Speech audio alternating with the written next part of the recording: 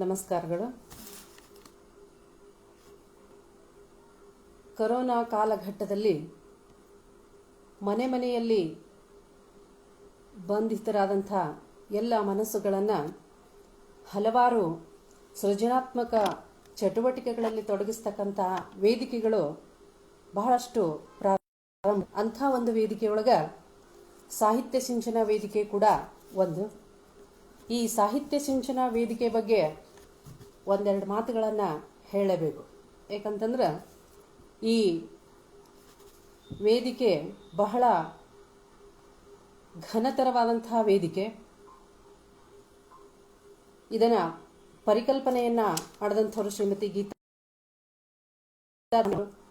ಮಾರ್ಗದರ್ಶಕರಾಗಿ ಶ್ರೀ ಜಿ.ಬಿ. ದಾನಶೆಟ್ಟಿಯವರು, ಸಂಯೋಜಕರಾಗಿ ಕಾಶಿಂ ನದಾಫ್ ಹಾಗೂ ಸುನೀಲ್ ದೇವನ್ಗಾವಿಯವರು, ಸಹಕಾರವನ್ನು ನೀಡಿದಂಥ ಶ್ರೀಮತಿ ಮಂಜುಳಾ ಅಂಗಡಿಯವರು, ಇವರೆಲ್ಲರ ಸಾರಥ್ಯದೊಳಗ ಸಾಹಿತ್ಯ ಸಿಂಚನ ವೇದಿಕೆ 2021 ಜನವರಿಯೊಳಗ ಪ್ರಾರಂಭ ಆಯಿತು. ಈ ವೇದಿಕೆಗೆ ಚಾಲನೆಯನ್ನು ಕೊಟ್ಟಂಥವರು ನಾಡಿನ ಹೆಸರಾಂತ ಶರಣರು. ಶರಣ ತತ್ವವನ್ನು ಉಂಡುಟ್ಟು ಉಸಿರಾಗಿಸಿಕೊಂಡಂತಹ ಈಶ್ವರ ಮಂಟೂ ಶರಣರು ಇದಕ್ಕೆ ಚಾಲನೆಯನ್ನು ಕೊಟ್ಟರು.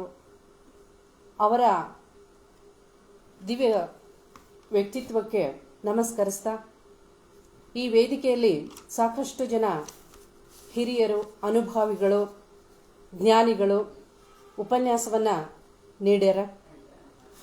ಈ ಅಖಿಲ ಭಾರತ ಸಾಹಿತ್ಯ ಪರಿಷತ್ತು ತಾಲೂಕು ಸಮಿತಿ ಬಾಗಲಕೋಟ್, SLMS ಅಭಿವೃದ್ಧಿ ಪ್ರತಿಷ್ಠಾನ ಬೆಳಗಾವಿ ಇವರ ಸಹಯೋಗದಲ್ಲಿ ನಡೀತಕ್ಕಂತಹ ಸರಣಿ ಉಪನ್ಯಾಸ ಮಾಲಿಕೆ ಇಲ್ಲಿವರೆಗೂ 64 ಉಪನ್ಯಾಸಗಳನ್ನು ಯಶಸ್ವಿಯಾಗಿ ಪೂರೈಸಿಕೊಂಡು 65ನೇ ಉಪನ್ಯಾಸ ಇವತ್ತು ಪ್ರಾರಂಭ ಆಗ್ತಿರೋದು ಎಲ್ಲರಿಗೂ ಸಂತೋಷದ ಸಂಗತಿ. ಈ ಸಾಹಿತ್ಯ ಸೇವೆಯನ್ನು ಗೈತಿರ್ತಕ್ಕಂಥ ನಮ್ಮೆಲ್ಲರ ನೆಚ್ಚಿನ ಕ್ರಿಯಾಶೀಲರು ಆದಂತಹ ಸಂಘಟಕರು ಶ್ರೀಮತಿ ಗೀತಾ ದಾನಶೆಟ್ಟಿ ಅವರಲ್ಲಿ ಅನಂತ ಶರಣುಗಳನ್ನು ಸಮರ್ಪಿಸ್ತಾ, ಮಾರ್ಗದರ್ಶಕರಾದಂಥ ಜಿ.ಬಿ. ದಾನಶೆಟ್ಟಿ ಅವರಲ್ಲಿಯೂ ಉಳಿದೆಲ್ಲ ಬಳಗಕ್ಕೂ ಅನಂತ. ಈ ಮುಖ ಪುಸ್ತಕದ ನೇರ ಕಾರ್ಯಕ್ರಮದಲ್ಲಿ ಪಾಲ್ಗೊಂಡಂತಹ ಎಲ್ಲ ಶರಣ ತಾಯಿ ತಂದೆಯರೇ, ಸಹೋದರ ಸಹೋದರಿಯರೇ, ತಮಗೆಲ್ಲರಿಗೂ ಶರಣಾರ್ಥಿಗಳು. 65ನೇ ಉಪನ್ಯಾಸಕಿಯಾಗಿ ನಾನು ಇಳಕಲ್ಲಿನ ಇಂದುಮತಿ ಪುರಾಣಿ ಈ ಉಪನ್ಯಾಸದಲ್ಲಿ ಪಾಲ್ಗೊಳ್ಳಿದ್ದೇನೆ. ನನ್ನ ವಿಷಯ ಶರಣರ ವಚನಗಳಲ್ಲಿ ಜೀವನ ಮೌಲ್ಯಗಳು ಅನ್ನುವಂಥದ್ದು. ಈ ವೇದಿಕೆಯಲ್ಲಿ ಮಾತಾಡುವಂಥವರು ಬಹಳ ದೊಡ್ಡ ದೊಡ್ಡ ವ್ಯಕ್ತಿಗಳು. ನನ್ನ ಪರಿಸ್ಥಿತಿ ಹೆಂಗೈತಂದ್ರೆ, ಮಾವಿನ ಕಾಯಿಯೊಳಗೊಂದು ಎಕ್ಕೆಯ ಕಾಯಿ ನಾನಯ್ಯ ಅನ್ನುವಂಗ. ಎಕ್ಕೆಯ ಕಾಯಿಯ ರೂಪದಲ್ಲಿರ್ತಕ್ಕಂಥ ನನಗ ಈ ವೇದಿಕೆ ಮೇಲೆ ಮಾತನಾಡುವಂಥ ಅವಕಾಶವನ್ನು ಕೊಟ್ಟಿದ್ದಕ್ಕಾಗಿ ಧನ್ಯವಾದಗಳನ್ನು ಹೇಳ್ತಾ, ಶರಣರ ವಚನಗಳಲ್ಲಿ ಜೀವನ ಮೌಲ್ಯಗಳು ಅನ್ನುವಂಥ ವಿಚಾರವಾಗಿ ಒಂದೆರಡು ಮಾತುಗಳನ್ನು, ನನಗೆ ತಿಳಿದಂಥ ಕೆಲವು ವಿಷಯಗಳನ್ನು ತಮ್ಮೊಂದಿಗೆ ಮಂಡಿಸೋದಕ್ಕೆ ನನಗೆ ತುಂಬ ಖುಷಿ ಅನಿಸುತ್ತೆ. 12ನೇ ಶತಮಾನ ಕರ್ನಾಟಕದ ಇತಿಹಾಸದಲ್ಲಿ ಸಾಮಾಜಿಕವಾಗಿ, ಆರ್ಥಿಕವಾಗಿ, ಧಾರ್ಮಿಕವಾಗಿ, ಆಧ್ಯಾತ್ಮಿಕವಾಗಿ, ಸಾಹಿತ್ಯಿಕವಾಗಿ ಬಹಳಷ್ಟು ಕೆಲಸವನ್ನು ಮಾಡಿದಂಥದ್ದು ಮತ್ತು ಅತ್ಯಭೂತಪೂರ್ವವಾದಂಥ ಒಂದು ಚರಿತ್ರೆಯನ್ನು ಬರೆದದ್ದು ಎಲ್ಲರಿಗೂ ಗೊತ್ತಿದ್ದಂಥ ವಿಷಯ. ಸರ್ವರಿಗೂ ಸಮಬಾಳು, ಸರ್ವರಿಗೂ ಸಮಪಾಲು ಅನ್ನುವಂಥ ನಿಟ್ಟಿನೊಳಗ ತರತಮ ಭಾವಗಳನ್ನು ಕಳೆದು ಸರ್ವರಿಗೂ ಸರ್ವವೂ ಲಭ್ಯವಾಗಬೇಕು ಅನ್ನುವಂಥ ನಿಟ್ಟಿನಲ್ಲಿ ಸಮಾಜದಲ್ಲಿ ಒಂದು ನವಚೈತನ್ಯವನ್ನು ತಂದಂಥ ಒಂದು ಪ್ರಸಂಗ ಐತಲ್ಲ, ಅದು 12ನೇ ಶತಮಾನದ ಒಂದು ಮಹತ್ವದ ಘಟನೆ ಅಂತಾನೆ ಹೇಳ್ಬೋದು. ಇದರ ಫಲವಾಗಿ ಸಾಕಷ್ಟು ವಚನಗಳು ರಚನೆಯಾದವು. 12ನೇ ಶತಮಾನದ ಬಸವಾದಿ ಶರಣರು ಬರೆದಂಥ ವಚನಗಳನ್ನು ಕನ್ನಡದ ಉಪನಿಷತ್ತುಗಳು ಅಂತ ಹೇಳ್ತೀವಿ. ಆ ವಚನಗಳಲ್ಲಿ ಏನೆಲ್ಲ ಸಂಪತ್ತೈತಂದ್ರ, ವಚನಗಳು ಇಹಪರದ ಸಾಧನೆಗೆ ಕೈದೀವಿಗೆಗಳು ಅಂತಾನೆ ಹೇಳ್ಬೋದು. ಈ ವಚನಗಳಲ್ಲಿ ಅಡಕವಾದಂಥ ದಿವ್ಯವಾದ ಸಂಪತ್ತು ಅದು ಕನ್ನಡದಲ್ಲಿ ಸಿಕ್ಕಿದ್ದು ನಮ್ಮ ಕನ್ನಡಿಗರೆಲ್ಲರ ಭಾಗ್ಯ ವಿಶೇಷ ಅಂತಲೇ ಹೇಳ್ಬೋದು. ವಚನಗಳು ಸರಳವಾಗಿವೆ ಹಾಗೂ ಸುಂದರವಾದಂಥವುಗಳು. ಭಾಷೆ ಸರಳವಾಗಿದ್ದರೂ ಕೂಡ ವಚನಗಳ ಭಾವ ಬಹಳ ಭವ್ಯವಾದದ್ದು. ಒಂದೊಂದು ವಚನಗಳು ಕೂಡ ಬಹಳಷ್ಟು ಅದ್ಭುತವಾದಂಥ ವಿಚಾರಗಳನ್ನು ಹೇಳ್ತಾವೆ. ಒಂದೊಂದು ವಚನಗಳ ಒಂದೊಂದು ಸಾಲನ್ನು ಇಟ್ಕೊಂಡು ಇವತ್ತು ನಾವು ಒಂದು ಮಹಾಗ್ರಂಥವನ್ನು ಬರೆಯುವಷ್ಟರ ಮಟ್ಟಿಗೆ ವಚನಗಳು ಅರ್ಥ ಪರಂಪರೆಯನ್ನು ಬಿಚ್ಕೊಳ್ತಾ ಹೋಗ್ತಾವೆ. ವಚನಗಳಲ್ಲಿ ಜೀವನ ಮೌಲ್ಯ ಅನ್ನುವಂಥ ವಿಚಾರಕ್ಕೆ ನಾವು ಬಂದಾಗ, ಮೌಲ್ಯ ಅಂತಂದ್ರೆ ಜೀವನದ ಯಾವುದೇ ಒಂದು ಅವಶ್ಯಕತೆಯನ್ನು ಪೂರೈಸುವಂಥ ಒಂದು ಸಾಧನ. ವಚನಕಾರರು ಅವರು ವಚನಗಳನ್ನು ಬರಿಬೇಕಾದ್ರೆ ಯಾವುದೋ ಒಂದು ದೊಡ್ಡ ಗ್ರಂಥಗಳನ್ನು ಇಟ್ಕೊಳ್ಳಿಲ್ಲ, ಮೌಲ್ಯಗಳನ್ನು ಗಟ್ಟಿಯಾಗಿ ಹಿಡ್ಕೊಂಡು ಆ ನಿಟ್ಟಿನೊಳಗೆ ಬರೆದ್ರು, ಬದುಕಿದ್ರು. ಅವರು ವಚನಗಳನ್ನು ಬರೀಲಿಲ್ಲ, ಮೌಲ್ಯಗಳನ್ನು ಹೇಳಲಿಲ್ಲ, ಅವುಗಳನ್ನು ಬದುಕಿದ್ರು. ವಚನಗಳಲ್ಲಿರ್ತಕ್ಕಂಥ ಈ ಒಂದು ಅಂಶ ಯಾಕೆ ನಮಗೆ ಎಲ್ಲರಿಗೂ ಬೇಕು ಅಂತ ಅನ್ಸುತ್ತಂದ್ರ, ವಚನಕಾರರು ಸಮಾಜವನ್ನ ಮತ್ತು ವ್ಯಕ್ತಿಯನ್ನ ಅವರು ಬಿಡಿಯಾಗಿ ನೋಡಲಿಲ್ಲ, ಎಲ್ಲವನ್ನ ಒಂದಾಗಿ ಇಡಿಯಾಗಿ ಜೀವನವನ್ನ ನೋಡಿದ್ರು. ಅವರು ಇಡಿಯಾಗಿ ಬದುಕನ್ನ ನೋಡಿ ಸಮಾಜ ಮತ್ತು ವ್ಯಕ್ತಿ ಎರಡೂ ಬೇರೆ ಬೇರೆ ಅಲ್ಲ, ಎರಡೂ ಒಂದೇ ನಾಣ್ಯದ ಮುಖಗಳು. ಒಂದರ ಹಿತ ಮತ್ತೊಂದಕ್ಕೆ ಪ್ರೇರಕ, ಮತ್ತೊಂದರ ಪ್ರಗತಿ ಮತ್ತೊಂದಕ್ಕೆ ಸ್ಫೂರ್ತಿ ಅನ್ನುವಂತಹ ನಿಟ್ಟಿನೊಳಗ ಶರಣರು ಸಮಾಜ ಮತ್ತು ವ್ಯಕ್ತಿ ಎಲ್ಲವನ್ನ ಇಡಿಯಾಗಿ ದೃಷ್ಟಿಯಲ್ಲಿಟ್ಕೊಂಡು ವಚನಗಳನ್ನು ರಚನೆ ಮಾಡಿದರು.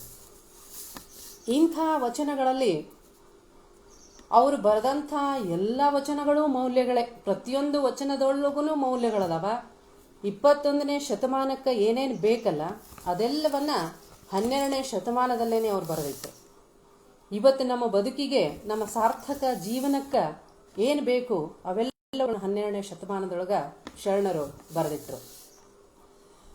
ಆ ಎಲ್ಲ ಮೌಲ್ಯಗಳೊಳಗ ಒಂದೆರಡು ಮೌಲ್ಯಗಳ ಬಗ್ಗೆ ಇವತ್ತು ನಾವು ವಿಚಾರ ಮಾಡಿದ್ರೆ, ಒಂದು ಕಾಯಕ ಮೌಲ್ಯ, ಆಮೇಲೆ ನಡೆನುಡಿ ಸಿದ್ಧಾಂತ, ಸ್ತ್ರೀ ಸಮಾನತೆ, ಈ ವಿಷಯಗಳ ಮೇಲೆ ಬಹಳಷ್ಟು ಬೆಳಕು ಚೆಲ್ಲಿದಂಥವರು ಶರಣರು. ಅವರು ಬರೀ ಹೇಳೋದ್ರ ಬದಲು ಅದರಂಗ ಜೀವನ ಮಾಡಿ ತೋರಿಸಿದ್ರು. ಅವರ ಬದುಕೆ ಒಂದು ಮೌಲ್ಯಗಳ ಮೊತ್ತ ಅಂತ ಹೇಳಿದ್ರೆ ತಪ್ಪಾಗಲಿಕ್ಕಿಲ್ಲ. ಶರಣರು ಕೊಟ್ಟಂಥ, ಜಗತ್ತಿಗೆ ಒಂದು ಕೊಟ್ಟಂಥ ದೊಡ್ಡ ಮೌಲ್ಯ ಅಂದ್ರೆ ಕಾಯಕ. ಕಾಯಕ ಅನ್ನುವಂಥ ಮೌಲ್ಯ ಅದು ಸರ್ವಕಾಲಕ್ಕೂ ಬೇಕಾದಂಥದ್ದು. ಕಾಯಕ ಅಂದ್ರೆ ಅವರು ಎಲ್ಲರೂ ಕಾಯಕ ಮಾಡಬೇಕು, ಎಲ್ಲವೂ ಕಾಯಕದ ಮೇಲೆ ನಡಿಬೇಕು ಅಂತ ಹೇಳಿದರು. ಇವತ್ತು ನಾವು ನಿಸರ್ಗವನ್ನ ತಗೊಂಡ್ರೆ ನಿಸರ್ಗವೂ ಕೂಡ ಕಾಯಕದ ಆಧಾರದ ಮೇಲೇನೆ ಇದೆ. ಸೂರ್ಯ, ಚಂದ್ರ, ನಕ್ಷತ್ರ, ಗಿಡ, ಮರ, ತರುಮರಾದಿಗಳು ಸಹ ಅವು ತಮ್ಮ ತಮ್ಮ ಕಾಯಕವನ್ನ ಮಾಡ್ತಾನೆ ಅದಾವ. ಸೂರ್ಯ ಹಗಲು ಬೆಳಗಿದ್ರ ಚಂದ್ರ, ನಕ್ಷತ್ರಗಳು ರಾತ್ರಿಯನ್ನ ಬೆಳಗ್ತಾವ. ಅವೆಂದೂ ನಾವು ಕಾಯಕ ಮಾಡಿವಿ ಅದಕ್ಕೆ ಪ್ರತಿಯಾಗಿ ಏನನ್ನೂ ಕೇಳೋದಿಲ್ಲ. ಹಿಂಗ ನಿಸರ್ಗದಲ್ಲಿರ್ತಕ್ಕಂಥ ಪ್ರತಿಯೊಂದು ಕೂಡ ಏನನ್ನೂ ಬಯಸದೆ ನಮಗೆಲ್ಲವನ್ನ ಕೊಟ್ಟವು. ಅವು ಕಾಯಕ ಮಾಡ್ತಾವ, ಎದುರು ಯಾವುದನ್ನು ಅಪೇಕ್ಷೆ ಮಾಡಲಾರ್ದನ ಏನು ಮಾಡ್ತಾವಂದ್ರೆ ಕಾಯಕದಲ್ಲಿ ನಿರತಾಗ್ಯಾವ. ಅದಕ್ಕಾಗಿ ಶರಣರು ಕಾಯಕ ಅನ್ನುವಂಥ ಮಹತ್ವದ ಮೌಲ್ಯವನ್ನ ಅವ್ರು ಹೇಳಿದ್ರು. ಕಾಯಕ ಅಂತಂದ್ರೇನು, ಕಾಯಕವನ್ನ ಯಾರು ಮಾಡಬೇಕು, ಹೆಂಗೆ ಮಾಡಬೇಕು, ಇದನ್ನೆಲ್ಲ ವಿಷಯಗಳನ್ನ ಬಹಳ ವಚನಗಳೊಳಗೆ ಬಹಳ ಚಂದ ಅವರು ಕಟ್ಟಿಕೊಟ್ರು. ಕಾಯಕ ಅಂತಂದ್ರೇನು, ಕಾಯಕ ಅಂದ್ರೆ ಕೆಲಸ, ಉದ್ಯೋಗ. ಎಂಥ ಕೆಲಸ? ಶಿವನ ಸೊಮ್ಮನ್ನ ಶಿವನಿಗೆ ಅರ್ಪಿಸುವಂತಹ ದೃಷ್ಟಿಯಿಂದ ಮಾಡುವಂಥ ಎಲ್ಲಾ ಕೆಲಸಗಳು ಕಾಯಕ ಅಂತ ಹೇಳ್ಬಿಟ್ರು ಅವರು. ಕಾಯಕ ಅಂದ್ರೆ ಇಂಥದ್ದೇ ಅಂತಲ್ಲ. ಆ ಕಾಯಕದೊಳಗೆ ಯಾವುದು ಮೇಲಲ್ಲ ಕೀಳಲ್ಲ. ಕಾಯಕ ಹೆಂಗಿರ್ಬೇಕಂತಂದ್ರ ಶಿವನ ಸೊಮ್ಮನ್ನ ಶಿವನಿಗೆ ಅರ್ಪಿಸುವ ದೃಷ್ಟಿಯಿಂದ ಮಾಡುವಂಥ ಎಲ್ಲಾ ಕೆಲಸಗಳು ಕೂಡ ಕಾಯಕವೇ. ಈ ಕಾಯಕವನ್ನೇ ಕುರಿತು ಮಹಾತ್ಮ ಗಾಂಧೀಜಿಯವರು ಕೂಡ ಕಾಯಕಕ್ಕೆ ಬಹಳ ಬೆಲೆಯನ್ನು ಕೊಟ್ಟರು, ಬಹಳ ಮಹತ್ವವನ್ನು ಕೊಟ್ಟರು. ಅವರು ಕೂಡ ತಮ್ಮ ಜೀವನದ ಪ್ರತಿಯೊಂದು ಅಂಶದಲ್ಲೂ ಕೂಡ ಕೆಲಸಕ್ಕೆ, ಕಾಯಕಕ್ಕೆ, ಉದ್ಯೋಗಕ್ಕೆ ಬಹಳಷ್ಟು ಒತ್ತು ಕೊಟ್ಟರು. ಒಂದ್ಸಲ ಮಹಾತ್ಮ ಗಾಂಧೀಜಿಯವರಿಗೆ ಜಪಮಣಿ ಮತ್ತು ರಾಟಿ ಇವೆರಡರಲ್ಲಿ ಆಯ್ಕೆಯ ವಿಷಯ ಬಂದಾಗ ನೀವು ಯಾವುದನ್ನು ಆಯ್ಕೆ ಮಾಡ್ಕೊತೀರಿ ಅಂತ ಕೇಳಿದ್ರಂತ. ಅವಾಗ ಬಾಪು ಹೇಳಿದರು, ನಾನು ರಾಟಿಯನ್ನು ಆಯ್ಕೆ ಮಾಡ್ಕೊತೀನಿ ಅಂತ ಹೇಳಿ. ಈ ಜಪಮಣಿಯನ್ನು ಜಪಿಸ್ಕೊಂತ ಕುಂತ್ರ ನನಗೆ ಮಾತ್ರ ಮಾನಸಿಕ ಸಮಾಧಾನ, ನೆಮ್ಮದಿ ಸಿಗ್ಬೋದು, ಆದ್ರೆ ಉಳಿದವ್ರಿಗೆ ಯಾರಿಗೂ ಅದರಿಂದ ಉಪಯೋಗ ಇಲ್ಲ. ಅದೇ ಒಂದು ರಾಟಿ ಇತ್ತಂದ್ರೆ ಅದರಿಂದ 4 ಮಂದಿಗೆ ನಾನು ಅವರ ಹಸಿವೆಯನ್ನು ಹಿಂಗಿಸ್ಬೋದು, ಅವರ ಅವಶ್ಯಕತೆಗಳನ್ನು ಪೂರೈಸ್ಬೋದು. ಅದಕ್ಕಾಗಿ ನಾನು ರಾಟಿಯನ್ನು ಆಯ್ಕೆ ಮಾಡ್ಕೊತೀನಿ ಅಂತ ಹೇಳಿ ಗಾಂಧೀಜಿಯವರು ಕೂಡ ಹೇಳಿದರು. ಈ ಒಂದು ಕಾಯಕ ಅನ್ನುವಂಥದ್ದು ಶರಣರು ಮಾಡಿರ್ತಕ್ಕಂಥ ಆರ್ಥಿಕ ಒಂದು ದೊಡ್ಡ ಕ್ರಾಂತಿ ಅಂತಲೇ ಹೇಳ್ಬೋದು. ಕಾಯಕವನ್ನು ಯಾರು ಮಾಡಬೇಕು? ಕಾಯಕ ಅಂದ್ರೆ ಏನು ಹೇಳಿದ್ರು ಅವರು? ಈಗ ನೋಡ್ರಿ, ನಾವು ಉಣ್ಣುವಂಥ ಆಹಾರ, ನಾವು ಸೇವಿಸುವಂತಹ ಗಾಳಿ, ನಾವಿರುವಂತಹ ಭೂಮಿ, ಇದೆಲ್ಲವೂ ಶಿವನ ಪ್ರಸಾದ. ಆ ಶಿವನ ಪ್ರಸಾದವನ್ನು ತಗೊಂಡು ಏನೂ ಫಲಾಪೇಕ್ಷೆ ಇಲ್ಲದೇನೆ ಶಿವನಿಗೆ ತಿರುಗಿ ಅರ್ಪಿಸುವಂಥ ಯಾವುದೇ ಕೆಲಸ ಇರಲಿ ಅದು ಕಾಯಕ ಅಂತ ಹೇಳಿದರು. ಕಾಯಕವನ್ನು ಯಾರು ಮಾಡಬೇಕು? ಕಾಯಕ ಎಲ್ಲರೂ ಮಾಡಬೇಕು ಅಂತ ಹೇಳಿದರು ಶರಣರು. ಕಾಯಕ ಮಾಡುವಲ್ಲಿ ಹೆಣ್ಮಕ್ಳು ಮಾಡಬೇಕು, ಗಂಡ್ಮಕ್ಳು ಮಾಡಬೇಕು, ಬಡವರು, ಶ್ರೀಮಂತರು, ಮೇಲು ಕೀಳು ಇದ್ಯಾವುದೂ ಇಲ್ಲ, ಎಲ್ಲರೂ ಕಾಯಕವನ್ನು ಮಾಡಬೇಕು. ಗುರುವಾದರೂ ಕಾಯಕದಿಂದಲೇ ಜೀವನ್ಮುಕ್ತಿ, ಲಿಂಗವಾದರೂ ಕಾಯಕದಿಂದಲೇ ಶಿಲೆಯ ಕುಲ ಹರಿವುದು, ಜಂಗಮವಾದರೂ ಕಾಯಕದಿಂದಲೇ ವೇಷದ ಪಾಶ ಹರಿವುದು ಅಂತ ತಿಳ್ಕೊಂಡು ನುಲಿಯ ಚಂದಯ್ಯನವರು ಹೇಳ್ತಾರೆ. ಅಂದ್ರೆ ಈ ಗುರು ಜಂಗಮ ಎಲ್ಲರೂ ಕಾಯಕವನ್ನು ಮಾಡಬೇಕು. ಆದ್ರೆ ಬಹಳಷ್ಟು ಈ ದೃಷ್ಟಿಯಿಂದ ಕಾಯಕ ನಮ್ಮಲ್ಲಿ ಕಣ್ಮರೆಯಾಗಕತ್ತೈತೆ ಅನ್ನೋ ಅಂತ ಅನಿಸ್ತೈತೆ ಕೆಲವು ಸಂದರ್ಭದೊಳಗೆ. ಗುರುವಾದರೂ ಕೂಡ ಕಾಯಕ ಮಾಡ್ಬೇಕಂತ ಅವ್ರೇನು ಸುಮ್ಮ ಕೊಡೋ ಹಂಗಿಲ್ಲ. ಈಗ ಒಬ್ಬ ಮಠದ ಸ್ವಾಮಿ ಆಗಿರ್ಬೋದು, ಧರ್ಮದ ಬೋಧನೆಯನ್ನ ಮಾಡುವಂಥವ್ರಾಗಿರ್ಬೋದು, ಅವರು ಕೂಡ ಕಾಯಕವನ್ನ ಮಾಡಬೇಕು ಅಂತ ಅವ್ರು ಹೇಳಿದ್ರು. ಜಂಗಮ ಅಂದ್ರೆ ಇಲ್ಲಿ ಜಾತಿ ಜಂಗಮ ಅಲ್ಲ, ಶರಣರು ಹೇಳಿದ್ದು ಜಾತಿ ಜಂಗಮ ಅಲ್ಲ. ಜಂಗಮ ಅಂದ್ರೆ ಅದೊಂದು ಚಲನಶೀಲವಾದಂಥ ಸಮಾಜವನ್ನ ತಿದ್ದುವಂತ ಒಂದು ಶಕ್ತಿ. ಅದನ್ನ ನಾವು ವ್ಯಕ್ತಿ ರೂಪದೊಳಗೆ ನೋಡ್ಬೇಕು. ಆ ಜಂಗಮ ವ್ಯವಸ್ಥೆಯೊಳಗೂ ಕೂಡ ಕಾಯಕ ಇರಬೇಕು ಅನ್ನುವಂಥ ಮಾತನ್ನು ಹೇಳಿದ್ರು. ಅವರೂ ಕೂಡ ಕಾಯಕವನ್ನ ಮಾಡಬೇಕು. ಇದಕ್ಕೆ ಉದಾಹರಣೆಯಾಗಿ ಅನೇಕ ಪೂಜ್ಯರು, ಮಠಾಧಿಪತಿಗಳು ಕಾಯಕವನ್ನ ಉಸಿರಾಗಿಸ್ಕೊಂಡಂಥವ್ರು, ಕಾಯಕ ಯೋಗಿಗಳು ಅನಿಸ್ಕೊಂಡವರು ಇತಿಹಾಸ ನಮ್ಮ ಕಣ್ಣು ಮುಂದೆ ಐತಿ. ಗದುಗಿನ ತೋಂಟದಾರ್ಯ ಮಹಾಶ್ರೀಗಳು ಅವರನ್ನ ಸಾಮಾನ್ಯರ ಸ್ವಾಮೀಜಿ ಅಂತಾನೆ ಹೇಳ್ತಾರೆ. ಅವರು ತಮ್ಮ ಹೊಲದೊಳಗ ನಟ್ಟು ಕಡಿತಿದ್ರನ್ನು, ತಮ್ಮ ಶಿಷ್ಯ ವೃಂದವನ್ನ ಕರ್ಕೊಂಡು ನಟ್ಟು ಕಡಿತಿದ್ರು. ನಟ್ಟು ಕಡಿದು ಆಯಾಸಾಗಿ ರಾತ್ರಿ ಎಲ್ಲ ಅವ್ರ ಶಿಷ್ಯರು ಮಲ್ಕೊಂಡಾಗ ಆ ಮಕ್ಕಳು ನಿದ್ದೆ ಹತ್ತಿದ ಮೇಲೆ ಅವ್ರು ಏನು ಮಾಡ್ತಿದ್ರಂತ, ಅವ್ರ ಕಾಲಿಗೆ ನಟ್ಟಂಥ ಮುಳ್ಳುಗಳನ್ನು ತೆಗಿತಿದ್ರಂತ. ಅವ್ರಿಗೆ ಎಚ್ಚರ ಆದಾಗ ಮುಳ್ಳು ತೆಗಿಯಕ್ಕೆ ಹೋದ್ರೆ ಕಾಲು ಮುಟ್ಟಿಸ್ಕೊಳಂಗಿಲ್ಲ, ಗುರುಗಳಿಂದ ಪಾದ ಹೆಂಗೆ ಮುಟ್ಟಿಸ್ಕೋಬೇಕು. ಅದಕ್ಕೆ ಆ ಮಕ್ಕಳು ನಿದ್ದೆ ಮಾಡುವಾಗ ಏನು ಮಾಡ್ತಿದ್ರು, ಶ್ರೀಗಳು ಅವ್ರ ಕಾಲಲ್ಲಿ ಇರ್ತಕ್ಕಂಥ ಮುಳ್ಳನ್ನು ತೆಗಿತಿದ್ರಂತ. ಈ ರೀತಿ ಕಾಯಕವನ್ನ ಅವ್ರು ಮಾಡ್ತಿದ್ರು. ಆಮೇಲೆ ಇಳಕಲ್ಲಿನ ಜಮಖಂಡಿಯವರು ಗುರುಮಹಂತ ಶ್ರೀಗಳು ಅವರು ಕೂಡ ಗದ್ದಿಗೆಯ ಹಿಂದೆ ಇರುವಂತಹ ತೋಟದೊಳಗೆ ಗುದ್ದಲಿ ಹಿಡ್ಕೊಂಡು ಕಾಯಕ ಮಾಡಿದ್ದನ್ನ ನೋಡಿದಂಥ ಹಿರಿಯರು ಈಗಲೂ ಕೂಡ ಹೇಳೋದುಂಟು. ಇನ್ನು ಕಾಯಕ ಯೋಗಿ ಅಂತ ಹೆಸರಾದಂತಹ ತುಮಕೂರಿನ ಸಿದ್ಧಗಂಗಾ ಶ್ರೀಗಳು ಕೂಡ ಕಾಯಕ ನಿರತರೆ. ಅವರು ಕೂಡ ಕಾಯಕವನ್ನ ಮಾಡ್ತಾನೆ ಜೀವನವನ್ನ ಆದರ್ಶಮಯವಾದಂತಹ ಬದುಕನ್ನ ನಮಗೆಲ್ಲ ಅವ್ರು ಬಿಟ್ಟು ಹೋದ್ರು. ಅವರಿಗೆ ಆ ಆರೋಗ್ಯ ಸ್ವಲ್ಪ ಏರ್ಪೇರಾದಾಗ ಆವಾಗಿನ ಮುಖ್ಯಮಂತ್ರಿಗಳು ಯಡಿಯೂರಪ್ಪನವ್ರು ಹೇಳಿದ್ರಂತ ಒಂದು ಸರ್ತಿ, ನೀವಿನ್ನು ಊರೂರು ಅಡ್ಡಾಡಬೇಡ್ರಿ ಅಪ್ಪ ಅವರ, ನಿಮಗೆ ದಣಿವಾಗುತ್ತಾ, ತಿರುಗಾಡಬೇಡ್ರಿ ಅಂತ. ಅವಾಗ ಶ್ರೀಗಳು ಏನು ಹೇಳಿದರು, ಊರೂರು ಅಡ್ಡಾಡಿದ್ರ, ಊರೂರಿಗೆ ತಿರುಗಾಡಿದ್ರ ಅಲ್ಲಿ ಭಕ್ತರ ಮನೆಗೆ ನಾವು ಪಾದ ಪೂಜೆಗೆ ಹೋದಾಗ ಅವರು ಕೊಡುವಂತಹ ದಕ್ಷಿಣೆಯಿಂದ ಇಲ್ಲಿರುವಂತಹ ಮಕ್ಕಳ ಅನ್ನ ಮತ್ತು ಅಕ್ಷರಕ್ಕೆ ಸಹಾಯ ಆಗುತ್ತಪ್ಪ, ಅದು ನನ್ನ ಕಾಯಕ, ಅದನ್ನು ನಾನು ಬಿಡಾಕ್ ಬರಂಗಿಲ್ಲ ಅಂತೇಳಿ ಅವರು ಕೊನೆ ಉಸಿರಿರೋವರೆಗೂ ಕೂಡ ಕಾಯಕವನ್ನು ಮೆರೆದರು. ಈಗ ನಮ್ಮ ಕಣ್ಣ ಮುಂದೆ ಇರತಕ್ಕಂತಹ ಕಂಬಳಿಹಾಳ್ ಮತ್ತು ಸಜ್ಜಲಗುಡ್ಡದ ಶ್ರೀಗಳು ಸದ್ಯಕ್ಕೆ ಇರುವಂಥವರು ಪೂಜ್ಯ ಶ್ರೀ ದೊಡ್ಡ ಬಸವಾರ್ಯರು ಕೂಡ ವರ್ಷಕ್ಕೊಂದ್ಸಲ ಅವರು ಭಿಕ್ಷೆಗೆ ಹೋಗ್ತಾರೆ. ಭತ್ತದ ಭಿಕ್ಷೆಗೆ, ಜೋಳದ ಭಿಕ್ಷೆಗೆ, ಹಳ್ಳಿಗಳಿಗೆಲ್ಲ ತಿರುಗಾಡಿ ಆ ಭಿಕ್ಷೆಯನ್ನು ತಗೊಂಡು ಬರ್ತಾರೆ. ಅವರು ಭತ್ತದ ಭಿಕ್ಷೆಗೆ ಹೋದಾಗ, ಜೋಳದ ಭಿಕ್ಷೆಗೆ ಹೋದಾಗ ಅವ್ರು ಯಾರ ಮನೆಗೂ ಹೋಗೋದಿಲ್ಲ, ಪಾದ ಪೂಜೆ ಪ್ರಸಾದ ಏನೂ ಮಾಡೋದಿಲ್ಲ. ಹಳ್ಳಿಯೊಳಗೆ ಒಂದು ಕಡೆ ಹೋಗಿ ಅವ್ರು ಕೂಡ್ತಾರ. ಎಲ್ಲ ಭಕ್ತರು ತಾವು ತಂದಂಥ ಧಾನ್ಯಗಳನ್ನು ಅವರ ಜೋಳಿಗೆಗೆ ಹಾಕ್ತಾರ. ಅದನ್ನು ತಗೊಂಡು ಬಂದವರು ಏನು ಮಾಡ್ತಾರೆ, ಅಲ್ಲಿ ಮಠದೊಳಗಿರುವಂತಹ ವಿದ್ಯಾರ್ಥಿಗಳಿಗೆ ದಾಸೋಹ ರೂಪದೊಳಗೆ ಅದನ್ನು ವಿನಿಯೋಗ ಮಾಡ್ತಾರೆ. ಇದು ಗುರುವಿನ ಕಾಯಕ. ಗುರುವಾದರೂ ಕೂಡ ಕಾಯಕದಿಂದಲೇ ಜೀವನ್ಮುಕ್ತಿ. ಗುರುಗಳೂ ಕೂಡ ಜಂಗಮವೂ ಕೂಡ ಕಾಯಕವನ್ನು ಮಾಡಬೇಕು ಅನ್ನುವಂಥದ್ದು ಶರಣರ ಒಂದು ನಿಲುವಾಗಿತ್ತು. ಇನ್ನು ಕಾಯಕವನ್ನು ಹೆಂಗೆ ಮಾಡಬೇಕು? ಕಾಯಕ ಅಂದ್ರೆ ಏನು? ಕಾಯಕ ಮಾಡಿ ಯಾರು ಮಾಡಬೇಕು? ಎಲ್ಲರೂ ಮಾಡಬೇಕು. ಕಾಯಕವನ್ನು ಹೆಂಗೆ ಮಾಡಬೇಕು? ಎಷ್ಟು ಕಾಯಕದಲ್ಲಿ ನಿರತರಾಗಿರ್ಬೇಕು ಅಂದ್ರೆ ನೂಲಿ ಅಮರೇಶ್ ಇವರು ಅಮುಗೆ ಐದಕ್ಕಿ ಮಾರಾಯಿನವರು ಒಂದು ವಚನ ಹೇಳ್ತಾರ, ಕಾಯಕದಲ್ಲಿ ನಿರತನಾದಡೆ ಗುರುದರ್ಶನವಾದರೂ ಮರೆಯಬೇಕು, ಕಾಯಕದಲ್ಲಿ ನಿರತನಾದಡೆ ಲಿಂಗ ಪೂಜೆಯಾದರೂ ಮರೆಯಬೇಕು, ಕಾಯಕದಲ್ಲಿ ನಿರತನಾದಡೆ ಜಂಗಮ ಮುಂದಿದ್ದಡು ಹಂಗು ಹರಿಯಬೇಕು.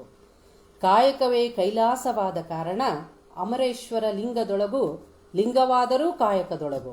ನೋಡಿ ಎಷ್ಟು ಚಂದ ಹೇಳಿದ್ರು ಅವ್ರು. ಅಂದ್ರೆ ಕಾಯಕದೊಳಗ ನಾವು ಗುರುದರ್ಶನ ಬಿಟ್ಟರು ನಡೀತೈತೆ, ಆಮೇಲೆ ಲಿಂಗ ಪೂಜೆ ಬಿಟ್ಟರು ನಡೀತೈತೆ, ಜಂಗಮ ಸೇವೆ ಬಿಟ್ಟರು ನಡೀತೈತೆ, ಆದ್ರೆ ಕಾಯಕವನ್ನ ಬಿಡಬೇಡ್ರಿ ಅಂತ ಹೇಳಿದ್ರು.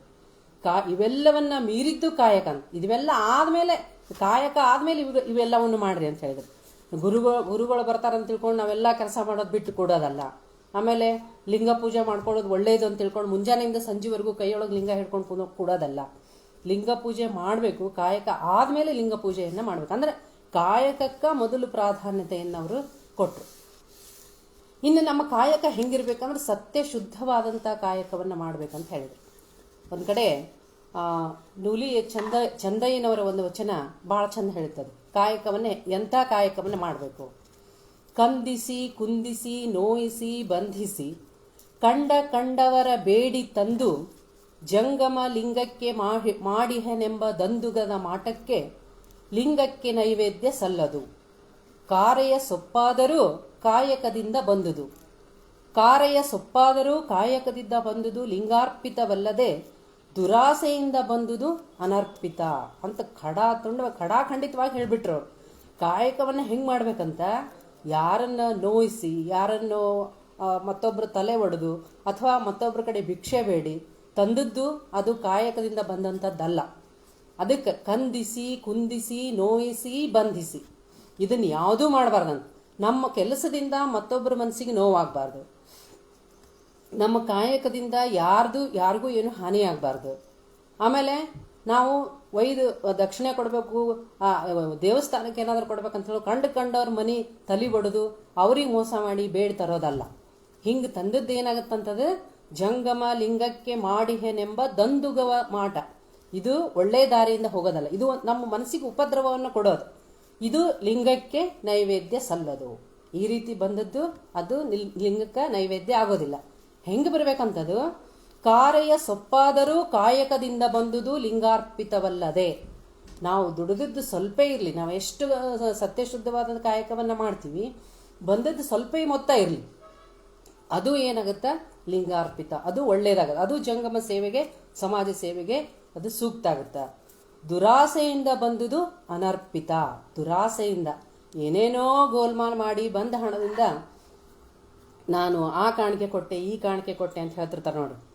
ಈಗ ಉದಾಹರಣೆ ತಿರುಪತಿ ತಿಮ್ಮಪ್ಪಗೆ ಬರುವಷ್ಟು ಕಾಣಿಕೆಗಳು ಯಾವ ದೇವರಿಗೂ ಬರಲಿಕ್ಕಿಲ್ಲ.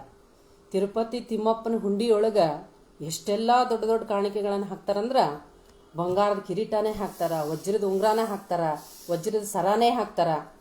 ಈ ರೀತಿ ಮಾಡೋದು ಅದನ್ನ ಹೇಳ್ತಾರ ಅವರು. ಕಾರೆಯ ಸೊಪ್ಪಾದರೂ ಕಾಯಕದಿಂದ ಬರಬೇಕು, ದುರಾಸೆಯಿಂದ ಬಂದದು ಅನರ್ಪಿತ. ನಾವು ಏನೇನೋ ಮಾಡಿ ಹೆಂಗೆಂಗೋ ಸಂಪಾದನೆ ಮಾಡಿ ಕಿರೀಟ ಕೊಟ್ರೆ ಏನು ಬಂತು? ಅದನ್ನ ಮೈ ಮುರಿದು ದುಡಿಬೇಕು. ದುಡಿದು ಗಳಿಸಿದ್ದದ್ರೊಳಗ ಒಂದು ಅನ್ನ ಸಾರು ಮಾಡಿ ಕೊಟ್ರು ಅದಕ್ಕೆ ಏನಾಗುತ್ತೆ, ಅದು ನೈವೇದ್ಯ ಆಗುತ್ತೆ. ದುರಾಸೆಯಿಂದ ಬಂದುದು ಅನರ್ಪಿತ. ಇದು ಕಾರಣ ಸತ್ಯ ಶುದ್ಧ ಕಾಯಕದ ನಿತ್ಯ ದ್ರವ್ಯವಾದರೆ ಚಂದೇಶ್ವರ ಲಿಂಗಕ್ಕೆ ನೈವೇದ್ಯ ಸಂದಿತ್ತು. ಈ ರೀತಿ ಸತ್ಯ ಶುದ್ಧವಾದಂಥ ರೀತಿಯೊಳಗ ಒಳ್ಳೆ ಕಾರ್ಯದೊಳಗ ಒಳ್ಳೆ ದಾರಿಯೊಳಗೆ ಹೋಗಿ ನಾವು ಮಾಡುವಂತಹ ಕಾಯಕ ಮಾತ್ರ ಅದು ಲಿಂಗಕ್ಕೆ ನೈವೇದ್ಯ ಆಗುತ್ತೆ, ಉಳಿದದ್ದು ಆಗಂಗಿಲ್ಲ. ಅಂದ್ರೆ ಕಾಯಕ ಏನಾಗಿರ್ಬೇಕಂತ ಸತ್ಯ ಶುದ್ಧವಾಗಿರ್ಬೇಕು ಅಂತ ಹೇಳ್ತಾರ. ಒಂದ್ ಕಡೆ ಕಾಳವ್ಯ ಹೇಳ್ತಾಳ, ಸತ್ಯ ಶುದ್ಧವಿಲ್ಲದುದು ಕಾಯಕವಲ್ಲ. ಕಾಯಕ ಅಂತ ನಾವು ಅದನ್ನ ಕರೆಯಂಗೇ ಇಲ್ಲ ಅಂತ ಆಗಿ ಕಾಯಕ ಅಂದ್ರೆ ಅದು ಸತ್ಯವಾಗಿರಬೇಕು, ಶುದ್ಧವಾಗಿರ್ಬೇಕಂತ. ಎಷ್ಟು ಸತ್ಯವಾಗಿರಬೇಕು, ಶುದ್ಧವಾಗಿರ್ಬೇಕಂದ್ರೆ ಅದನ್ನ ಯಾರೂ ಪ್ರಶ್ನೆ ಮಾಡೋದಕ್ಕಾಗಬಾರ್ದು. ಅದರಿಂದ ನಮ್ಮ ಮನಸ್ಸಿಗೆ ಏನು ಕಿರಿಕಿರಿ ಅನಿಸ್ಬಾರ್ದು. ಈಗ ನಾನು ಕಾಯಕ ಮಾಡಬೇಕು, ಅದು ನನ್ನ ಕಾಯಕ, ನನ್ನ ಕೆಲಸ ಅಂತ ತಿಳ್ಕೊಂಡು ಸುಮ್ಮನೆ ಕಾಟಾಚಾರಕ್ಕೆ ಮಾಡಿ ಪಗಾರ ಸಂಬಂಧ ನಾನು ಮಾಡಿಬಿಡ್ತೀನಿ ಅಂತಂದ್ರೆ ಅದಷ್ಟು ಸತ್ಯಶುದ್ಧವಾದಂಥ ಕಾಯಕ ಅಲ್ಲ. ಆಮೇಲೆ ಕಾಯಕದ ಬಗ್ಗೆ ಒಂದು ವಚನ, ಐದಕ್ಕಿ ಲಕ್ಕಮ್ಮನ ಒಂದು ವಚನ, ಅದು ಇಡೀ ಸರ್ವಕಾಲಕ್ಕೂ ಸತ್ಯವನ್ನ ಸಾರುವಂಥ ಒಂದು ವಚನ. ಆಕೆಯನ್ನ ಕಾಯಕ ದೇವಿ ಅಂತನ ಕರೀತಾರೆ. ಐದಕ್ಕಿ ಲಕ್ಕಮ್ಮ ಕಾಯಕವನ್ನು ಕುರಿತು ಬಹಳ ಚಂದನ ಒಂದು 4 ಸಾಲಿನ ವಚನವನ್ನು ಬರೆದ ಹಾಗೆ. ಕಾಯಕಕ್ಕೆ ಭಾಷೆಯನ್ನು ಬರೆದಂಥ ಶರಣೆ ಯಾರಾದರೂ ಇದ್ರ ಆಕೆ ಐದಕ್ಕಿ ಲಕ್ಕಮ್ಮ. ಇನ್ನು ಕೆಲವು ನಾವು ಒಂದ್ ಕಡೆ ಚನ್ನಬಸವಣ್ಣವ್ರು ಹೇಳ್ತಾರೆ ಏನಂದ್ರ, ಕತ್ತಲ ಮನೆಯಲ್ಲಿದ್ದ ಮನುಜನು ಜ್ಯೋತಿಯ ನೆನಿತು ಹೊತ್ತು ನೆನೆದೆಡೆಯೂ ಬೆಳಕಾಗಬಲ್ಲುದೆ ಬೆಂಕಿಯ ಹೊತ್ತಿಸದನ್ನಕ್ಕ. ನಮ್ಮ ಮನಿ ಮಗಳು ಒಂದು 3 ಅಂತಸ್ತಿನ ಮನಿ ಐತಿ, ಅವ್ರ ಮನ್ಯಾಗ ಏನೇನೆಲ್ಲ ಅದಾವು, ಅವನು ನೋಡಿ ನೋಡಿ ನೋಡಿ ನಾವು ಮರ್ಕೊಂತ ಕುಂತ್ರೆ ಏನು ಬರೋದೈತೆ? ನಾವು ದುಡಿಬೇಕು, ಕಾಯಕ ಮಾಡಬೇಕು, ಅವಾಗ ನಮಗೂ ಸುಖ ಶಾಂತಿ ಎಲ್ಲ ಸಿಗುತ್ತಂತ. ಅದನ್ನ ಅವ್ರೇನು ಹೇಳ್ತಾರ, ಕತ್ತಲ ಮನೆಯಲ್ಲಿದ್ದ ಮನುಜ ಜ್ಯೋತಿಯ ನೆನಿತು ಸ್ಮರಣೆ ಮಾಡಿದ್ರು. ಜ್ಯೋತಿ ಬೆಳಕು ಬೇಕು ಬೆಳಕು ಬೇಕು ಬೇಕು ಅನ್ಕೊಂತ ಕುಂತ್ರೆ ಬೆಳಕಾಗುತ್ತಾನೆ ಮನಿ? ಇಲ್ಲ. ಆ ಬೆಳಕಾಗಬೇಕಾದ್ರೆ ಬತ್ತಿಗೆ ಎಣ್ಣೆ ಹಾಕಬೇಕು, ಅದಕ್ಕೆ ಬೆಂಕಿಯನ್ನು ಹೊತ್ತಿಸ್ಬೇಕು, ಅಂದಾಗ ಮಾತ್ರ ಬೆಳಕಾಗುತ್ತೆ. ಬರೀ ಅದನ್ನ ಇಟ್ಕೊಂಡು ಬೇಕು ಬೇಕು ಬೆಳಕು ಆಗ್ಬೇಕಂದ್ರೆ ಅದು ಆಗಂಗಿಲ್ಲ ಅಂತ. ಅದಕ್ಕೆ ಈ ರೀತಿ ಬೆಳಕು ಆಗಬೇಕು, ನಾವು ಕೂಡ ಸುಖದ ಸಾರ್ಥಕ ಜೀವನವನ್ನ ಬದುಕಬೇಕು ಅಂತಂದ್ರೆ ಸತ್ಯಶುದ್ಧವಾದಂಥ ಕಾಯಕವನ್ನ ಮಾಡಬೇಕು. ಇದು ಶರಣರು ಕೊಟ್ಟಂತ ಅತ್ಯಮೂಲ್ಯವಾದಂಥ ಸಾರ್ವಕಾಲಿಕವಾದಂಥ ಒಂದು ಮೌಲ್ಯ. ಐದಕ್ಕಿ ಲಕ್ಕಮ್ಮ ಹೇಳ್ತಾಳ, ಮನಶುದ್ಧವಿಲ್ಲದವಂಗೆ ದ್ರವ್ಯದ ಬಡತನವಲ್ಲದೆ ಚಿತ್ತಶುದ್ಧದಲ್ಲಿ ಕಾಯಕವ ಮಾಡುವಲ್ಲಿ ಸದ್ಭಕ್ತಂಗೆ ಎತ್ತ ನೋಡಿದಡತ್ತ ಲಕ್ಷ್ಮಿ ತಾನಾಗಿಪ್ಪಳು. ಮಾರಯ್ಯ ಪ್ರಿಯ ಅಮರೇಶ್ವರ ಲಿಂಗದ ಸೇವೆಯುಳ್ಳನ್ನಕ್ಕರ. ಎಷ್ಟು ಚಂದ ಹೇಳ್ತಾಳ್ರಿ. ಈ ಬಡತನ ಸಿರಿತನ, ಬಡತನ ಯಾಕೆ ಬರ್ತೈತಿ, ಶ್ರೀಮಂತಿಕೆ ಯಾಕೆ ಬರ್ತೈತಿ, ನಮ್ಮಲ್ಲಿರುವಂಥ ಶ್ರೀಮಂತಿ ಎಷ್ಟು ಹೊತ್ತು ಶ್ರೀಮಂತಿಕೆ ನಮ್ಮ ಹತ್ರ ಇರ್ತೈತಿ ಅನ್ನೋದನ್ನ 4 ಸಾಲಿನ ವಚನದೊಳಗೆ ಹೇಳ್ತಾಳೆ. ಮನಶುದ್ಧವಿಲ್ಲದವಂಗೆ ದ್ರವ್ಯದ ಬಡತನ. ಯಾರ ಮನಸ್ಸು ಶುದ್ಧಿ ಇರಂಗಿಲ್ಲ ಅವರಿಗೆ ಬಡತನ ಬರುತ್ತೆ. ಆದ್ರೆ ನಾವು ತಿಳ್ಕೊಂಡಂತಹ ಬಡತನನೇ ಬೇರೆ. ನಾವೇನು ತಿಳ್ಕೊಂಡಿವಿ, ಬಡತನ ಅಂದ್ರೆ ನಮಗೆ 3 ಅಂತಸ್ತಿನ ಮನಿ ಇಲ್ಲ, ಬಂಗಾರ ಇಲ್ಲ, ಬ್ಯಾಂಕ್ ಬ್ಯಾಲೆನ್ಸ್ ಇಲ್ಲ, ರೇಷ್ಮೆ ಸೀರಿಲ್ಲ, ಇದು ನಮ್ಮ ಬಡತನ ಅಂತ ನಾವು ತಿಳ್ಕೊಂಡಿವಿ. ಆದ್ರೆ ಶರಣರು ತಿಳ್ಕೊಂಡಂತಹ ಬಡತನ ಯಾವುದು ಅಂದ್ರೆ ಮನಸ್ಸು ಶುದ್ಧಿ ಇರ್ಲಾರ್ದದ್ದು. ಮನಸ್ಸು ಶುದ್ಧಿ ಯಾರ್ದು ಇರಂಗಿಲ್ಲ ಅವ್ರು ಬಡವರಾಗ್ತಾರ. ಅವ್ರು ಯಾವಾಗ ಶ್ರೀಮಂತರಾಗ್ತಾರಂದ್ರ ಚಿತ್ತಶುದ್ಧದಲ್ಲಿ ಕಾಯಕವ ಮಾಡುವಲ್ಲಿ. ಮನಸ್ಸನ್ನ ಶುದ್ಧವಾಗಿಟ್ಕೊಂಡು ಯಾರು ಕಾಯಕವನ್ನ ಮಾಡ್ತಾರ ಅವರು ಶ್ರೀಮಂತರಾಗ್ತಾರ. ಅಂತಹ ಭಕ್ತರಿಗೆ ಎತ್ತ ನೋಡಿದಡತ್ತ ಲಕ್ಷ್ಮಿ ತಾನಾಗಿಪ್ಪಳು.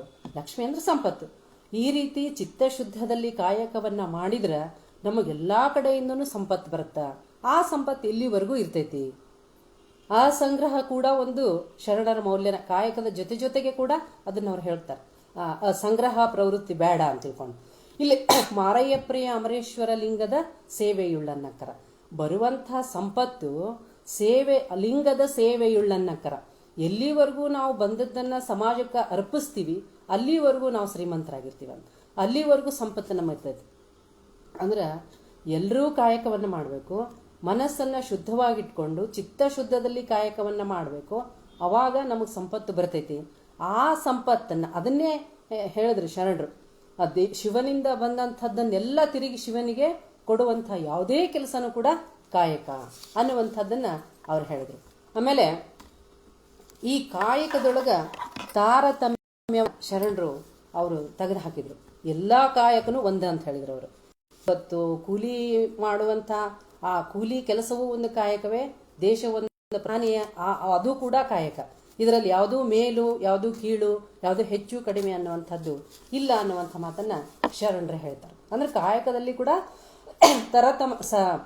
ಸಮಾನತೆಯನ್ನ ತಂದಂಥವ್ರು ಶರಣರು. ಕಾಯಕದಲ್ಲಿ ತಾರತಮ್ಯವನ್ನ, ಜಾತಿ ಭೇದವನ್ನ ಹೊಡೆದು ಹಾಕಿ ಸಮಾನತೆಯನ್ನ ಸಾರಿದ್ದು ಶರಣರ ಒಂದು ಬಹುದೊಡ್ಡ ಸಾಧನೆ ಅಂತಾನೆ ಹೇಳ್ಬೇಕು. ಇಲ್ಲಿ ಒಂದ್ ಕಡೆ ಬಸವಣ್ಣವ್ರ ವಚನದೊಳಗೆ ಬರ್ತೈತಿ, ದೇವ ಸಹಿತ ಭಕ್ತ ಮನೆಗೆ ಬಂದರೆ ಕಾಯಕವಾವುದೆಂದು ಬೆಸಗೊಂಡಡೆ ನಿಮ್ಮಾಣೆ ನಿಮ್ಮ ಪುರಾತನ ರಾಣೆ ತಲೆದಂಡ ಕೂಡಲ ಸಂಗಮ ದೇವ. ಕಾಯಕದಲ್ಲಿ ಯಾವುದೂ ತಾರತಮ್ಯ ಇರಬಾರ್ದು ಅನ್ನೋದಕ್ಕೆ ಈ ವಚನ ಹೇಳ್ತಾರವ್ರು. ದೇವ ಸಹಿತ ಭಕ್ತ ಮನೆಗೆ ಬಂದಡೆ. ದೇವರೊಂದಿಗೆ ಭಕ್ತ ಮನೆಗೆ ಬಂದ ಅಂದ್ರೆ ಅಷ್ಟು ದೊಡ್ಡ ವ್ಯಕ್ತಿ ಬಂದ್ರೂ ಕೂಡ, ಈಗ ಯಾರು ನಮ್ಮ ಮನೆಗೆ ಬರ್ತಾರೆ, ಸ್ವಾಮಿಗಳು ಬರ್ತಾರೆ, ಯಾರ್ಯಾರೋ ದೊಡ್ಡ ದೊಡ್ಡ ವ್ಯಕ್ತಿಗಳು ಬರ್ತಾರ, ಅವಾಗ ಕಾಯಕವಾವುದೆಂದು ಬೆಸಗೊಂಡಡೆ. ನಿಮ್ಮ ಕಾಯಕ ಯಾವುದು, ನಿಮ್ಮ ಕೆಲಸ ಏನು, ನಿಮ್ಗೆ ಎಷ್ಟು ಪಗಾರ ಬರುತ್ತಾ, ಎಷ್ಟು ರೊಕ್ಕ ಇಟ್ಟಿರಿ, ಎಷ್ಟೆಷ್ಟು ಆಸ್ತಿ ಮಾಡಿರಿ, ಇದನ್ನ ಯಾವುದು ಕೇಳಬಾರ್ದಂತ. ಕಾಯಕವಾವುದೆಂದು ಬೆಸಗೊಂಡಡೆ. ನಿಮ್ಮ ಕಾಯಕ ಯಾವುದು ಏನು ಅಂತ ಕೇಳಿದ್ರ ನಿಮ್ಮ ಆಣೆ, ನಿಮ್ಮ ಪುರಾತನ ರಾಣೆ. ಹಂಗೆ ನಾನೇನಾದರೂ ಕೇಳಿದ್ರ ಅದಕ್ಕೆ ನಿಮ್ಮ ಆಣೆ ಅಂತ ಹೇಳ್ತಾರೋ. ಅಕಸ್ಮಾತಾಗಿ ನಾನು ಕೇಳಿದ್ದೆ, ಕಾಯಕದೊಳಗ ತರತಮ ಭಾವನೆಯನ್ನ ವ್ಯಕ್ತಪಡಿಸಿದೆ ಅಂದ್ರ ನಾನು ಅದಕ್ಕೆ ನನ್ನ ತಲೆಯನ್ನ ದಂಡವಾಗಿ ಕೊಡ್ತೀನಿ ಅಂತ ಹೇಳ್ತಾರೆ. ತಲೆದಂಡ ಕೂಡಲ ಸಂಗಮ ದೇವ ಅಂದ್ರೆ ಕಾಯಕ, ಅದರಲ್ಲಿ ಯಾವುದೇ ಮೇಲು ಕೀಳು ಇಲ್ಲ, ಎಲ್ಲ ಕಾಯಕವೂ ಸರಿ ಸಮಾನವಾದದ್ದು. ಅದನ್ನು ಯಾವುದನ್ನು ನಾವು ಪ್ರಶ್ನೆ ಮಾಡಬಾರ್ದು ಅನ್ನುವಂಥದ್ದು ಶರಣರ ಒಂದು ನಿಲುವು. ಇನ್ನು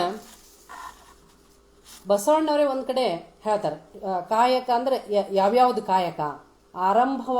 ನಾನು ಆರಂಭವ ಮಾಡುವೆ ಗುರುಪೂಜೆಗೆಂದು, ನಾನು ಆರಂಭವ ಮಾಡುವೆ ಲಿಂಗಾರ್ಚನೆಗೆಂದು, ಆರಂಭವ ಮಾಡುವೆ ಜಂಗಮ ದಾಸೋಹಕ್ಕೆಂದು, ನೀ ಕೊಟ್ಟ ದ್ರವ್ಯವ ನಿಮಗಲ್ಲದೆ ಮತ್ತೊಂದ ಕ್ರಿಯ ಮಾಡೆನು, ನಿಮ್ಮ ಸೊಮ್ಮಿಂಗೆ ಸವೆಸುವೆನು. ಇದು ಇಡಿಯಾಗಿ ಕಾಯಕ ತತ್ವವನ್ನು ಹೇಳೋದು ಇಷ್ಟು. ಕಾಯಕ ತತ್ವ ಏನು ಹೇಳುತ್ತಂದ್ರೆ, ಗುರು ಪೂಜೆ, ಗುರು ಲಿಂಗ ಜಂಗಮ ಇದೆಲ್ಲ ಪೂಜೆ ದಾಸೋಹ ಮಾಡಿ ನೀವು ಕೊಟ್ಟಂಥ ಸಂಪತ್ತನ್ನು ನಿಮಗೇ ವಾಪಸ್ ಕೊಡ್ತೀನಿ ನಾನು. ನೀವು ಕೊಟ್ಟಂಥ ಪ್ರತಿಯೊಂದು ಶಿವನ ಒಂದು ಪ್ರಸಾದ, ಕೊಟ್ಟದ್ದನ್ನು ತಿರುಗಿ ಕೊಡಲಿಲ್ಲ ಅಂದ್ರೆ ಮತ್ತೊಂದು ಕ್ರಿಯೆ ಮಾಡೆನು, ಮತ್ತೊಂದು ಕೆಲಸ ಮಾಡಂಗಿಲ್ಲ, ಮತ್ತೆ ಯಾರಿಗೂ ನಾನು ಕೊಡಕ್ಕೆ ಹೋಗಂಗಿಲ್ಲ, ನಿಮ್ಮ ಸೊಮ್ಮಿಂಗೆ ಸವೆಸುವೆನು. ನಿಮ್ಮ ಸೊಮ್ಮು ಅಂದ್ರೆ ನಿಮ್ಮಿಂದ ಬಂದಂಥದ್ದನ್ನು, ನಿಮ್ಮಿಂದ ಬಂದಂಥ ಆ ಸಂಬಂಧ, ಆ ಸಂಪತ್ತನ್ನು ನಿಮಗೇ ನಾನು ತಿರುಗಿ ಕೊಡ್ತೀನಿ. ಇದು ಕಾಯಕದ ಒಂದು ಮಹತ್ವ ಮತ್ತು ಕಾಯಕದ ಬಗ್ಗೆ ಶರಣರು ಹೇಳಿರ್ತಕ್ಕಂಥ ಒಂದು ಮಾತು. ಅಂದ್ರೆ ಕಾಯಕ ಅನ್ನೋದು ಒಂದು ಕಾಯಕವನ್ನು ಎಲ್ಲರೂ ಮಾಡಬೇಕು, ಚಿತ್ತಶುದ್ಧದಲ್ಲಿ ಮಾಡಬೇಕು, ಕಾಯಕದಿಂದ ಬಂದಂಥದ್ದನ್ನು ಸಮಾಜಕ್ಕೆ ಅರ್ಪಿಸಬೇಕು, ಸಂಗ್ರಹ ಮಾಡಬಾರ್ದು. ಇದೆಲ್ಲವನ್ನ ಕಾಯಕ ತತ್ವದೊಳಗೆ ಒಂದು ಮೌಲ್ಯವನ್ನಾಗಿ ಶರಣರು ಬದುಕಿದ್ರು. ಬರೀ ಕಾಯಕವನ್ನು ಕುರಿತು ವಚನಗಳನ್ನು ಬರಲಿಲ್ಲ, ಆ ರೀತಿ ಅವರು ತಮ್ಮ ಜೀವನವನ್ನು ಕಟ್ಕೊಂಡ್ರು. ಇನ್ನು ಈ ಕಾಯಕ ಒಂದು ತತ್ವವನ್ನು ನಾವೆಲ್ಲರೂ ನಿಷ್ಠೆಯಿಂದ ಮಾಡಿದ್ದಾರೆ, ಎಷ್ಟು ಸುಂದರವಾದಂತಹ ಸಮಾಜವನ್ನು ನಾವು ಕಟ್ಟಬಹುದು. ಇನ್ನೂ ಅನೇಕ ವಿಚಾರಗಳು ಶರಣರ ವಚನಗಳಲ್ಲಿ ಬರ್ತಾವೆ. ಇನ್ನೊಂದು ನಡೆನುಡಿ ಸಿದ್ಧಾಂತ ಅಂತ ನಾವು ಹೇಳ್ತೀವಿ. ನಡೆನುಡಿ ಸಿದ್ಧಾಂತ ಕೂಡ ಶರಣರ ಬಹು ಅಮೂಲ್ಯವಾದಂತಹ ಮೌಲ್ಯಗಳಲ್ಲಿ ಅದು ಒಂದು ಕೂಡ. ನಡೆ ನುಡಿ ಸಿದ್ಧಾಂತ ಅಂದ್ರೆ ಏನು? ವಚನ ಅಂದ್ರೆ ನಡೆ ನುಡಿ ಭಾಷೆ ಕೊಡೋದು ಅಂತ ಅರ್ಥ. ವಚನ ಇದರ ಅರ್ಥನೇ ನಡೆ ನುಡಿಗಳಲ್ಲಿ ಸಾಮರಸ್ಯದ ಸಂಸ್ಕೃತಿಯನ್ನು ಬಿಂಬಿಸುವಂಥ ಒಂದು ಪ್ರತೀಕ ವಚನಗಳು. ಇದು ನಡೆ ನುಡಿ ಸಿದ್ಧಾಂತವೂ ಕೂಡ, ಅದು ಮೌಲ್ಯವು ಕೂಡ ತನ್ನಷ್ಟಕ್ಕೆ ತಾನೇ ಅದು ಮೌಲ್ಯ ಅನ್ನಿಸ್ಕೊಳ್ಳಂಗಿಲ್ಲ. ಆದರೆ ಏನನ್ನ ನುಡಿಬೇಕು, ನುಡಿದಂತೆ ನಡೆದು. ಹೌದು, ನಾ ಸುಳ್ಳು ಹೇಳಿ ಅದನ್ನ ಪ್ರತಿಪಾದನೆ ಮಾಡ್ತೀನಿ, ಅದನ್ನ ನಡೆದು ತೋರಿಸ್ತೀನಿ ಅಂದ್ರೆ, ನಾ ಕಳ್ಳತನ ಮಾಡ್ತೀನಿ ಅದನ್ನ ನನ್ನ ನಡಿಯೊಳಗೆ ತೋರಿಸ್ತೀನಿ ಅಂದ್ರೆ ಅದಲ್ಲ. ಏನು ಮಾಡ್ಬೇಕಂತ, ಏನನ್ನ ನುಡಿಬೇಕು ಅದನ್ನೇ ನಾವು ನಡಿಬೇಕು. ಆದ್ರೆ ಏನನ್ನ ನುಡಿಬೇಕಂತ ಹೇಳ್ತಾರೆ ಅವರು, ಅಬದ್ಧವನ್ನು ನುಡಿದು ನಡೆಯೋದು ನಡೆನುಡಿ ಸಿದ್ಧಾಂತ ಅಲ್ಲ. ಶರಣರು ಹೇಳಿದಂತಹ ನಡೆನುಡಿ ಸಿದ್ಧಾಂತ ಅವರು ಅಗ್ದಿ ಸರಳವಾಗಿ ಒಂದು ವ್ಯಾಖ್ಯೆಯನ್ನು ಹೇಳ್ತಾರೆ. ದಿಟವ ನುಡಿಯುವುದು, ನುಡಿದಂತೆ ನಡೆಯುವುದು. ಸತ್ಯವನ್ನ ನುಡಿಬೇಕು, ಸತ್ಯವನ್ನೇ ನಡೆಯಬೇಕು. ನಮ್ಮ ನಡೆ ನುಡಿಗಳು ಒಂದಾಗಬೇಕು. ಅದು ಹೆಂಗಿರ್ಬೇಕಂದ್ರೆ ಸತ್ಯವಾಗಿ ಇರಬೇಕು. ಸತ್ಯವನ್ನೇ ನುಡಿಬೇಕು, ಸತ್ಯವನ್ನೇ ನಡಿಬೇಕು. ಇದು ಶರಣರು ಹೇಳಿರ್ತಕ್ಕಂಥ ನಡೆನುಡಿ ಸಿದ್ಧಾಂತ. ಅದಕ್ಕೆ ಬಸವಣ್ಣನವರು ಅನೇಕ ವಚನಗಳಲ್ಲಿ ನಡೆನುಡಿಗಳ ಬಗ್ಗೆ ಹೇಳ್ತಾರೆ. ಅವರು ನಮ್ಮ ನುಡಿ ಹೆಂಗಿರಬೇಕು ಅಂತಂದ್ರೆ, ನುಡಿದರೆ ಮುತ್ತಿನ ಹಾರದಂತಿರಬೇಕು, ಮಾಣಿಕ್ಯದ ದೀಪ್ತಿಯಂತಿರಬೇಕು, ಸ್ಫಟಿಕದ ಸಲಾಕೆಯಂತಿರಬೇಕು. ಇಷ್ಟು ಅಮೂಲ್ಯವಾದಂತಹ ನುಡಿಗಳು ಇನ್ನೂ ಹೆಂಗಿರ್ಬೇಕಂತಂದ್ರೆ, ನುಡಿದರೆ ಲಿಂಗ ಮೆಚ್ಚಿ ಅಹುದಹುದೆನಬೇಕು. ಕೊನೆಗೆ ಒಂದು ಈ ವಚನದೊಳಗೆ ಅವ್ರು ಹೇಳ್ತಾರ, ನುಡಿಯ ಬೆಳಕನ್ನ ಹೇಳ್ತಾ ಕೊನೆಯ ಸಾಲಿನೊಳಗ ಅವರು ಅದಕ್ಕೆ ಕಾರಣವಾಗುವಂಥ ಒಂದು ಮೂಲ ಶಕ್ತಿಯನ್ನು ಹೇಳ್ತಾರೆ. ನುಡಿಯೊಳಗಾಗಿ ನಡೆಯದಿದ್ದರೆ, ನುಡಿ ಹೆಂಗಿರ್ಬೇಕಂದ್ರೆ ಹಿಂಗೆಲ್ಲ ಇರ್ಬೇಕು. ನುಡಿದರೆ ಮುತ್ತಿನ ಹಾರದಂಗಿರ್ಬೇಕು, ಸ್ಫಟಿಕದ ಸಲಾಕೆ ಹೆಂಗಿರ್ಬೇಕು, ಲಿಂಗ ಮೆಚ್ಚಿ ಅಹುದಹುದ್ ಅನ್ನಂಗಿರ್ಬೇಕು.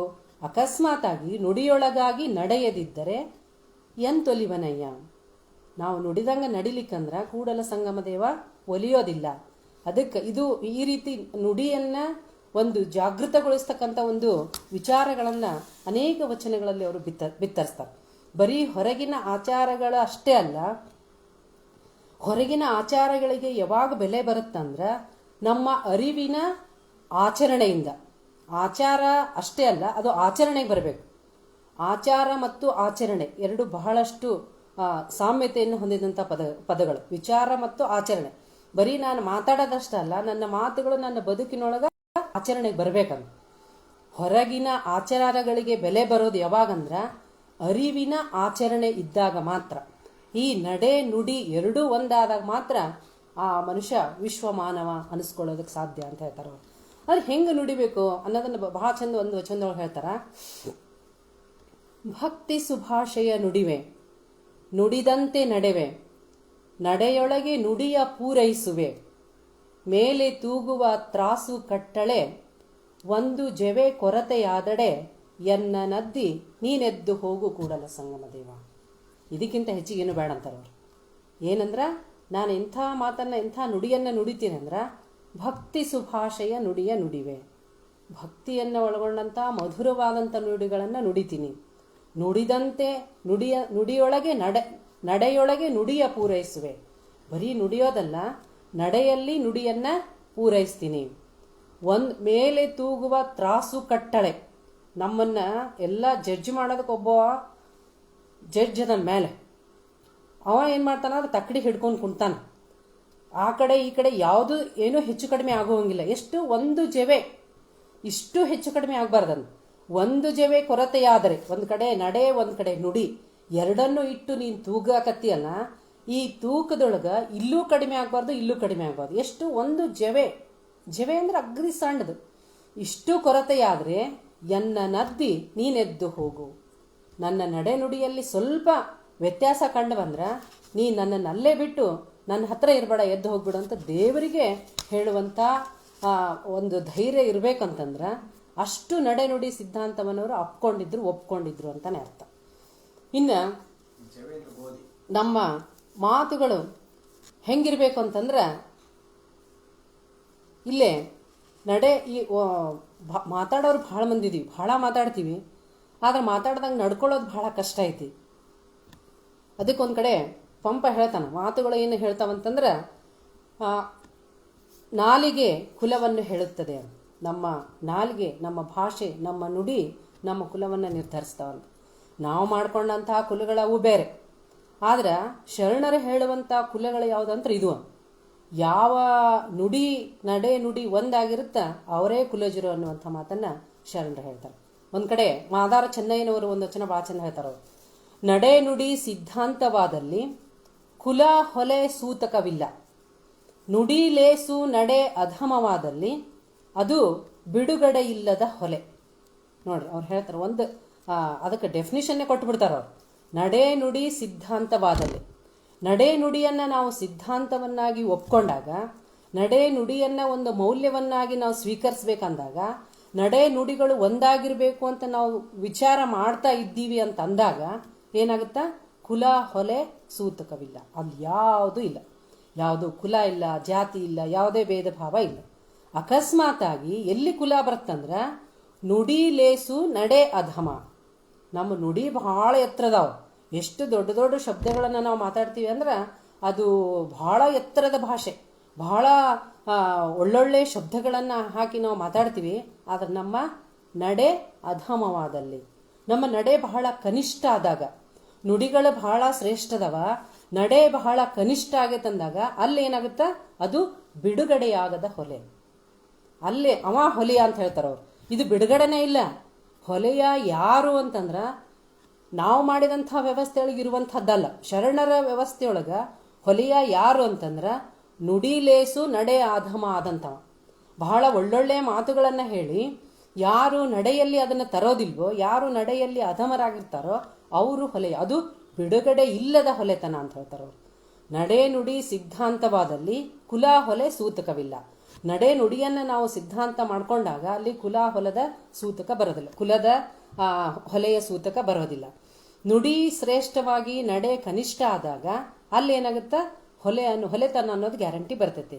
ಕೊನೆಗೊಂದು ಸಾಲು ಇಷ್ಟು ಚಂದ ಐತದ, ಆಚಾರವೇ ಕುಲ ಅನಾಚಾರವೇ ಹೊಲೆ. ಎಷ್ಟು ಇದಕ್ಕಿಂತ ಹೆಚ್ಚಿನ ವ್ಯಾಖ್ಯೆಯನ್ನು ಕೊಡೋದಕ್ಕೆ ಸಾಧ್ಯನೇ ಇಲ್ಲ ಏನೋ ಅನ್ನೋಷ್ಟರ ಮಟ್ಟಿಗೆ ಶರಣರು ವಚನಗಳನ್ನು ಬರ್ತಾರೆ. ಆಚಾರವೇ ಕುಲ, ನಾವು ಯಾವ ಕುಲ ಯಾವುದು ನಮ್ಮ ಹುಟ್ಟಿನಿಂದ ಬರುವಂಥದ್ದು ಅದು ಕುಲ ಅಲ್ಲ, ನಮ್ಮ ಆಚಾರವೇ ಕುಲ. ಅನಾಚಾರವೇ ಹೊಲೆ.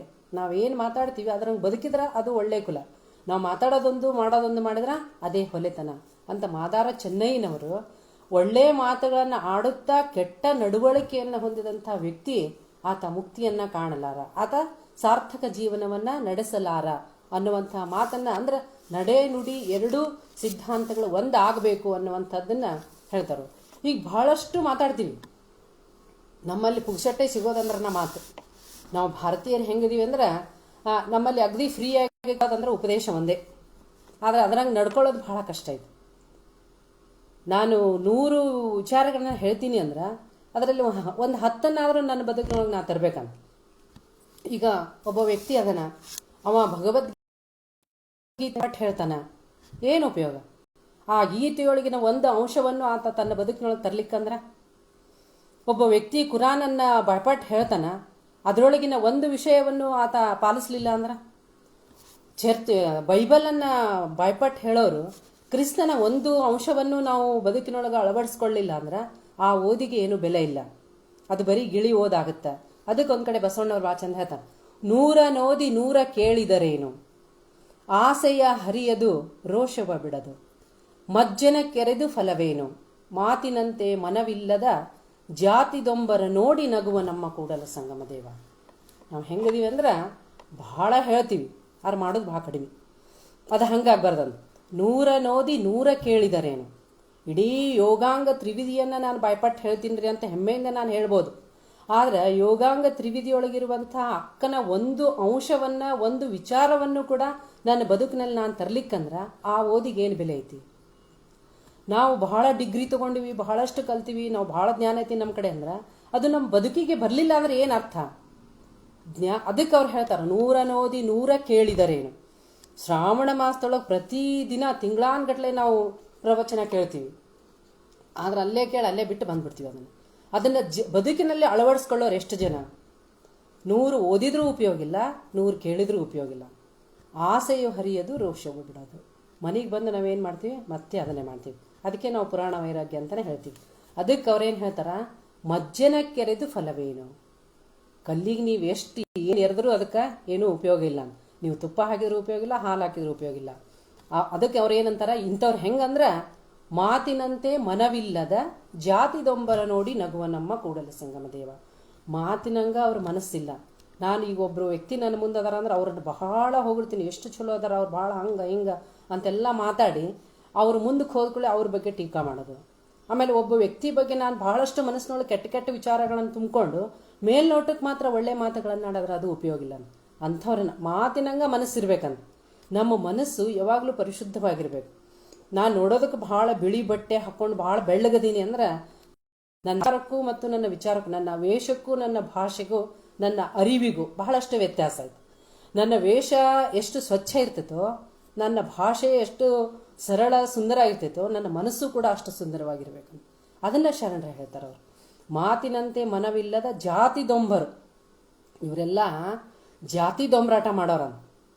ವೇದಿಕೆ ಮೇಲೆ ಸಾಕಷ್ಟು ಟೇಬಲ್ ಗುದ್ದಿ ಗುದ್ದಿ ಗುದ್ದಿ ಮಾತಾಡ್ತೀವಿ ನಾವು. ವರದಕ್ಷಿಣೆ ವಿಷಯ ಬಂದಾಗ ಏನೆಲ್ಲ ದೊಡ್ಡ ದೊಡ್ಡ ವೇದಿಕೆ ಮೇಲೆ ಭಾಷಣ ಮಾಡೋರು ಮನೆಯೊಳಗೆ ಬಂದು ಸೊಸಿಗೆ ವರದಕ್ಷಿಣೆ ಕಿರುಕ ಕೊಟ್ರ ಅವ್ರ ಮಾತಿಗೆ ಏನು ಬೆಲೆ ಐತಲ್ಲಿ? ಅದಕ್ಕಾಗಿ ಶರಣರು ಹೇಳೋದು, ಮಾತಿನಂತೆ ಮನವಿಲ್ಲದ ಜಾತಿ ದೊಂಬರ ನೋಡಿ ನಗುವ ನಮ್ಮ ಕೂಡಲ ಸಂಗಮ ದೇವ. ನಾವೇನು ಮಾತಾಡಿದ್ರೇನು, ಏನು ನಡ್ಕೊಂಡ್ರೇನು, ಒಬ್ಬ ಇರ್ತಾನಲ್ಲ ನಮ್ಮ ಮನಸ್ಸಿನೊಳಗೆ, ಅವ ಏನು ಮಾಡ್ತಾನ, ನಮ್ಮನ್ನು ಜಡ್ಜ್ ಮಾಡ್ತಾನ. ಅವ ನೋಡಿ ನಗ್ತಾನಂತ, ಎಷ್ಟರ ಡೋಂಗಿ ಇದೆಯಪ್ಪ ನೀ ಮಾತಾಡೋದೊಂದು, ನೀನು ಇರೋದೊಂದು. ಅದಕ್ಕೆ ಮನವಂಜದ ಕಳ್ಳತನವಿಲ್ಲ ಅಂತ ಹೇಳ್ತಾರೆ. ಯಾರಿಗೆ ಅಂಜಲಿಕ್ಕಂದ್ರೂ ನಮ್ಮ ಮನಸ್ಸಿಗೆ ನಾವು ಅಂಜಬೇಕಂತ. ಅದಕ್ಕೆ ಆ ರೀತಿ ಬದುಕಿದ್ರೆ ಬದುಕೇನಾಗುತ್ತಾ, ಬಹಳ ಸುಂದರ ಆಗುತ್ತಾ. ಮಾತು ಮತ್ತು ಮನಸ್ಸುಗಳ ಬೆಸುಗೆಯನ್ನ ಶರಣರು ಹೇಳಿದರು. ಅವೆರಡೂ ಒಂದಾದಾಗ ಮಾತ್ರ ಏನಾಗುತ್ತಾ, ಬದುಕು ಚಂದ ಆಗುತ್ತೆ. ಮಾತಿನಂತೆ ಮನವಿಲ್ಲದ ಜಾತಿ ದೊಂಬರ ಹೆಂಗಾಗ್ತಾರ, ಇಷ್ಟೆಲ್ಲ ಹೇಳಿದ್ರು ಮನುಷ್ಯ ನಡೆ ನುಡಿ ಸಿದ್ಧಾಂತವನ್ನ ಒಪ್ಕೊಳ್ಳಿಲ್ಲ ಅಂದ್ರೆ ಕೊನೆಗೆ ಒಂದು ಎಚ್ಚರಿಕೆ ಗಂಟೆ ಕೊಡ್ತಾರ. ಅವ್ರು ಏನು ಹೇಳ್ತಾರ, ನುಡಿಯಲ್ಲಿ ಎಚ್ಚೆತ್ತು ನಡೆಯಲ್ಲಿ ತಪ್ಪಿದರೆ ಹಿಡಿದಿದ್ದ ಲಿಂಗ ಘಟ ಸರ್ಪ ನೋಡ. ನಾವು ಮಾತಾಡೋದೊಂದು ಮಾಡೋದೊಂದು ಮಾಡಿದ್ರೆ ಹಿಂಗಾಗುತ್ತೆ. ನಾವು ಬಹಳಷ್ಟು ಒಳ್ಳೆ ನಡ್ಕೊಂಡ್ವಿ ಅಂದ್ರೆ ಅವಾಗ ಏನಾಗುತ್ತೆ, ನುಡಿಯಲ್ಲಿ ಎಚ್ಚೆತ್ತು ನಡೆಯಲ್ಲಿ ತಪ್ಪಿದರೆ.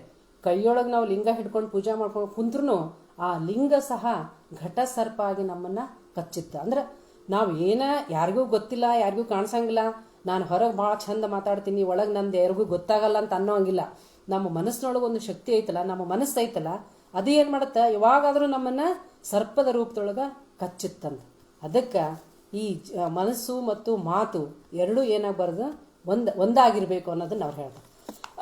ಆಯುಷ್ಯ ತೀರಿದಲ್ಲದೆ ಮರಣವಿಲ್ಲ, ಭಾಷೆ ತಪ್ಪಿದಲ್ಲಿ ದಾರಿದ್ರ್ಯವಿಲ್ಲ. ಮತ್ತೆ ಹೇಳ್ತಾರವರು, ಆಯುಷ್ಯ ಮುಗಿಯೋ ತನಕ ನಮಗೆ ಮರಣ ಬರಂಗಿಲ್ಲ. ನಾವೆಷ್ಟು ಸಾಯ್ಬೇಕು ಅಂದ್ರೆ ಅದು ಸಾವು ಬರೋದಿಲ್ಲ, ಸಾವು ಬರುವಾಗ್ಲೇ ಬರೋದದು. ಅದಕ್ಕೆ ಭಾಷೆ ತಪ್ಪಿದ್ರೆ ದಾರಿದ್ರ್ಯ ಬಿಡಂಗಿಲ್ಲ ಅಂತಾರವ್ರು. ನಮ್ಮ ದಾರಿದ್ರ್ಯ ಯಾವಾಗ ಬರುತ್ತೆ ನಮಗಂದ್ರೆ, ನಾವು ಮಾತನ್ನ ಕೊಟ್ಟು ಅದ್ರಂಗೆ ನಡ್ಕೊಳ್ಳಿಲ್ಲ ಅಂದ್ರೆ ದಾರಿದ್ರ್ಯ ಬರುತ್ತಾ, ಬಡತನ ಬರುತ್ತಾ, ಏನೇನೆಲ್ಲ ನಮ್ಗೆ ಕಾಡುವಂಥ ಸಂದರ್ಭಗಳು ಬರ್ತಾವ. ಅದಕ್ಕೆ ಭಾಷೆ ತಪ್ಪಿದ ಬಳಿಕ ಪ್ರಾಣದಾಸೆಯ ಹಾರಿದಡೆ ಮೀಸಲನು ಸೊಣಗ ಮುಟ್ಟಿದಂತೆ. ಎಂತ ಮಾತು ಹೇಳ್ತಾರೆ ನೋಡ್ರಿ. ಭಾಷೆ ತಪ್ಪಿದ ಬಳಿಕ ನಾವು ಮಾತಾಡ್ದಂಗೆ ಭಾಷೆ ಕೊಟ್ಟಂಗೆ ನಡ್ಕೊಳ್ಳಿಲ್ಲ ಅಂದ್ರೆ ನಮ್ಮ ಪ್ರಾಣ ಇಡಬಾರ್ದಂತ. ನಾವು ಮಾತನ್ನು ಕೊಟ್ಟು ಅದಕ್ಕೆ ನಡ್ಕೊಳ್ಳೋಕ್ಕಾಗ್ಲಿಕ್ಕಂದ್ರೆ ಜೀವಂತ ಇರಬಾರ್ದು. ಒಂದು ವೇಳೆ ಇದ್ರೂ ಕೂಡ ಅದು ನಾಯಿ ಸಹ ಮುಟ್ಟಲಾಗಂಥ ದೇಹ ಆಗುತ್ತೆ ನಮ್ದು. ಅಷ್ಟು ಕನಿಷ್ಠವಾದಂತಹ ಬಾಳನ್ನು ನಾವು ಬದುಕಬೇಕಾಗುತ್ತೆ. ಅದಕ್ಕಾಗಿ ನಮ್ಮ ನಡೆ ನುಡಿಗಳು ಒಂದಾಗಿರಬೇಕು. ನಾವೇನನ್ನ ಮಾತಾಡ್ತೀವಿ ಅದು ನಮ್ಮ ಮನಸ್ಸಿರ್ಬೇಕು. ನಮ್ಮ ಮನಸ್ಸಿನೊಳಗೆ ಏನಿರುತ್ತಾ ಅದನ್ನು ನಾವು ನಡ್ಕೋಬೇಕು, ಮಾತಿನಂಗ ನಡಿಬೇಕು. ಇವಾಗ ವಚನಗಳನ್ನು ಓದೋದು ಭಾಳ ಬಂದಿದೀವಿ. ನಾವು ಭಾಳ ಓದ್ತೀವಿ, ಭಾಳ ಹೇಳ್ತೀವಿ, ಆದರೆ ವಚನಗಳನ್ನು ಬದುಕೋದು ಭಾಳ ಕಷ್ಟ ಐತಿ. ವಚನಗಳನ್ನು ಬದುಕ್ರಿ ಅಂತ ಹೇಳಿದವರು ಶರಣರು. ವಚನಗಳಲ್ಲಿರ್ತಕ್ಕಂಥ ಸರಳ ವಿಚಾರಗಳನ್ನು ಬದುಕಿನೊಳಗೆ ಅಳವಡಿಸ. ಇದು ಹೆಂಗ ಐತಂದ್ರೆ, ಒಂದು ಚನ್ನಬಸವಣ್ಣವ್ರ ವಚನದೊಳಗೆ ಒಂದು ಸಾಲು ಬರ್ತೈತಿ, ಮಾತು ಮತ್ತು ಕೃತಿ ಎರಡು ಒಂದು ಇರ್ಲಾರದವರ ಗೆಳೆತನ ಹೆಂಗಾಗುತ್ತಂದ್ರ, ಹಸಿದು ಬಂದ ಗಂಡನಿಗೆ ಉಣಲಿಕ್ಕದೆ ಬಡವಾದನೆಂದು ಮರುಗುವ ಸತಿಯ ಸ್ನೇಹದಂತೆ. ಎಷ್ಟು ಸರಳವಾದಂಥ ವಿಚಾರಗಳನ್ನು ಹೇಳ್ತಾರೆ ಶರಣರಂದ್ರ, ಪ್ರತಿದಿನ ನಡೆಯುವಂಥ ವಸ್ತುಗಳನ್ನು ವಿಷಯಗಳನ್ನು ತಗೊಂತಾರ ಅವ್ರು. ಈಗ ನಡೆ ನುಡಿಗಳು ಒಂದು ಆಗದೆ ಇರೋರು ಹೆಂಗಿರ್ತಾರ, ಅವ್ರ ಗೆಳೆತನ ಹೆಂಗಿರ್ತಂದ್ರ, ಗಂಡ ಹಸ್ಕೊಂಡು ಬಂದಾನ, ಗಂಡಗೆ ಊಟ ಕೊಡೋದು ಹೆಂಡತಿ ಧರ್ಮ. ಅದನ್ನ ಬಿಟ್ಟು ಅಯ್ಯೋ ಪಾಪ ಎಷ್ಟು ಸೊರಗಿರಿ ನೀವು, ಬಹಳ ಸೊರಗಿರಿ ಅಂತ ತಲೆ ಮೇಲೆ ಕೈ ಆಡ್ಸ್ಕೊಂತ ಕುಂತ್ರ ಅವ ದಪ್ಪ ಆಗ್ತಾನೇನು, ಅವನ ಹೊಟ್ಟಿ ತುಂಬುತ್ತೇನು? ಇಲ್ಲ. ಅದನ್ನ ಹೆಂಗೆ ಹೇಳ್ತಾರ, ಹಸಿದು ಬಂದ ಗಂಡನಿಗೆ ಉಣಲಿಕ್ಕದೆ ಬಡವಾದನೆಂದು ಮರುಗುವ ಸತಿಯ ಸ್ನೇಹದಂತೆ. ನಡೆ ನುಡಿ ಒಂದಿರ್ಲಾರ್ದವ್ರು ಹಿಂಗಿರ್ತಾರ. ಬರೀ ಮಾತಿನೊಳಗೆ ಮನೆ ಕಟ್ಟೋದಂತ ಹೇಳ್ತಾರಲ್ಲ, ಹಂಗೆ ಬರೀ ಮಾತಿನಾಗ ಮನೆ ಕಟ್ಟಿಬಿಡೋದು, ಏನೂ ಮಾಡುವಂಗಿಲ್ಲ ಕೃತಿಯೊಳಗೆ. ಗಂಡ ಬಂದು ಹಸ್ಕೊಂಡು ಬಂದಾನಂದ್ರೆ ಊಟಕ್ಕೆ ನೀಡಬೇಕು, ಅದು ನಿಜವಾದ ಹೆಂಡತಿಯ ಧರ್ಮ. ಅದನ್ನು ಬಿಟ್ಟು ಬಾ ಸೊರಗಿರಿ ಅನ್ಕೊಂತ ಕುಂತ್ರ ಅದು ಕೆಲಸಕ್ಕೆ ಬರಂಗಿಲ್ಲ. ನಡೆ ನುಡಿಗಳು ಒಂದು ಆಗದೆ ಇದ್ದವರು ಹಿಂಗೆ, ಅವರೇನು ಅವರಿಂದ ಕೃತಿಗಳ ರೂಪದೊಳಗೆ ಯಾವುದು ಬರಂಗಿಲ್ಲ, ಬರೀ ಮಾತುಗಳಷ್ಟೇ ಇರ್ತಾವ. ಈ ರೀತಿ ನಡೆಗೂ ನುಡಿಗೂ ಸಾಮರಸ್ಯವನ್ನು ತರಬೇಕು, ನಡೆ ನುಡಿ ಸಿದ್ಧಾಂತ ಒಂದು ಆಗಬೇಕು ಅನ್ನೋದು ಶರಣರ ಒಂದು ಬಹುದೊಡ್ಡ ಮೌಲ್ಯ. ಅವರು ಕೊನೆಗೆ ಒಂದು ಮಾತು ಹೇಳ್ತಾರೆ, ನಡೆ ನುಡಿಗಳು ಒಂದಾದಂಥವ್ರ ಬದುಕು ಹೆಂಗಿರ್ತಂದ್ರೆ, ನಮ್ಮ ಕೂಡಲ ಸಂಗನ ಶರಣರು ಮನದೆರೆದು ಮಾತನಾಡಿದರೆ ಲಿಂಗವ ಕಾಣಬಹುದು. ನಮ್ಮ ಮಾತುಗಳು ಹೆಂಗಿರ್ಬೇಕಂದ್ರೆ ಲಿಂಗವನ್ನೇ ನೋಡಿದಂಗಿರ್ಬೇಕಂತ. ಅದು ಯಾವಾಗ ಹಂಗಾಗತ್ತ, ನಡೆ ನುಡಿಗಳು ಒಂದಾದಾಗ, ಮಾತು ಮತ್ತು ಮನಸ್ಸುಗಳು ಒಂದಾದಾಗ ಮಾತ್ರ ನಮ್ಮ ಮಾತುಗಳು ಲಿಂಗವನ್ನ ಕಾಣುವಂಥ ಮಾತುಗಳಾಗ್ತವ. ಈ ಶರಣರು ಕೊಟ್ಟಂಥ ನಡೆ ನುಡಿ ಸಿದ್ಧಾಂತ ಇದು ಪ್ರತಿಯೊಬ್ಬರ ಬದುಕಾಗಬೇಕು. ಅಂದಾಗ ಮಾತ್ರ ವಚನಗಳನ್ನು ಓದಿದ್ದಕ್ಕೂ ಕೂಡ ಸಾರ್ಥಕ ಆಗುತ್ತೆ. ಇನ್ನು ಶರಣರು ಕೊಟ್ಟಂಥ ಮೌಲ್ಯಗಳಲ್ಲಿ ಬಹುದೊಡ್ಡ ಮೌಲ್ಯ ಅಂದ್ರೆ ಸ್ತ್ರೀ ಸಮಾನತೆ. ಶರಣರು ಯಾವತ್ತೂ ಹೆಣ್ಣನ್ನು ದೂರೀಕರಿಸಲಿಲ್ಲ. ಅವರು ಕಾಮಿನಿ ಮತ್ತು ಅವರು ತ್ಯಾಜ್ಯ ಅಂತ ಅನ್ಕೊಳ್ಳೇ ಇಲ್ಲ. ಅವರು ಅದು ಅವು ಬದುಕಿನ ಅವಶ್ಯಕತೆಗಳನ್ನು ಪೂರೈಸುವಂತಹ ಮೂಲಭೂತ ಮೌಲ್ಯಗಳೇ ಕಾಮಿನಿ ಮತ್ತು ಕಾಂಚನ. ಅವ್ರು ಬಹಳ ಸರಳವಾದಂಥ ಮಾತುಗಳು ಹೇಳ್ತಾರೆ ಶರಣರು. ಭಕ್ತರ ಮನ ಹೆಣ್ಣಿನೊಳಗಾದರೆ ವಿವಾಹವ ಕೂಡುವುದು, ಭಕ್ತನ ಮನ ಮಣ್ಣಿನೊಳಗಾದರೆ ಆಲಯವ ಮಾಡುವುದು. ಸಾಕಷ್ಟ. ಮನಸ್ಸು ಹೆಣ್ಣಿನ ಬಗ್ಗೆ ಆಸೆ ಪಟ್ರ ಮದುವೆ ಮಾಡ್ಕೊಂಡ್ಬಿಡೋದು, ಅಥವಾ ಮಣ್ಣಿನ ಬಗ್ಗೆ ಮೋಹ ಪಟ್ರ, ಮಣ್ಣನ್ನು ಆಸೆ ಪಟ್ರ ಮನೆ ಕಟ್ಸ್ಕೊಂಡ್ಬಿಡೋದು, ಮದುವೆ ಮಾಡ್ಕೊಳ್ಳೋದು, ಮನೆ ಕಟ್ಸ್ಕೊಂಡು ಆದರ್ಶವಾದಂಥ ಶರಣ ಬದುಕನ್ನು ಬದುಕೋದು. ಎಷ್ಟು ಬಹಳ ಸರಳವಾದಂಥ ಮತ್ತು ವಾಸ್ತವವಾದಂಥ ವಿಚಾರಗಳನ್ನು ಶರಣರು ಹೇಳ್ತಾರೆ ನೋಡ್ರಿ.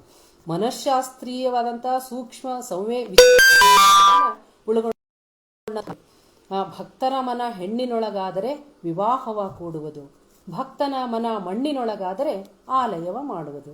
ಮನಿ ಬಿಡ್ರಿ, ಮನಿ ಬಿಡ್ರಿ, ಹೆಂಡತಿ ಬಿಡ್ರಿ, ಇದು ಯಾವುದನ್ನು ಬಿಡ್ರಿ ಅಂತ ಅವ್ರು ಹೇಳಿಲ್ಲ. ಸಂಸಾರ ಬಿಡ್ರಿ ಅಂತ ಹೇಳಲೇ ಇಲ್ಲ ಅವರು. ಅದರೊಳಗೆ ಇದ್ದುಕೊಂಡು ಕೂಡ ಸಾಧನೆಯನ್ನು ಮಾಡ್ರಿ ಅಂತ ಹೇಳಿದರು.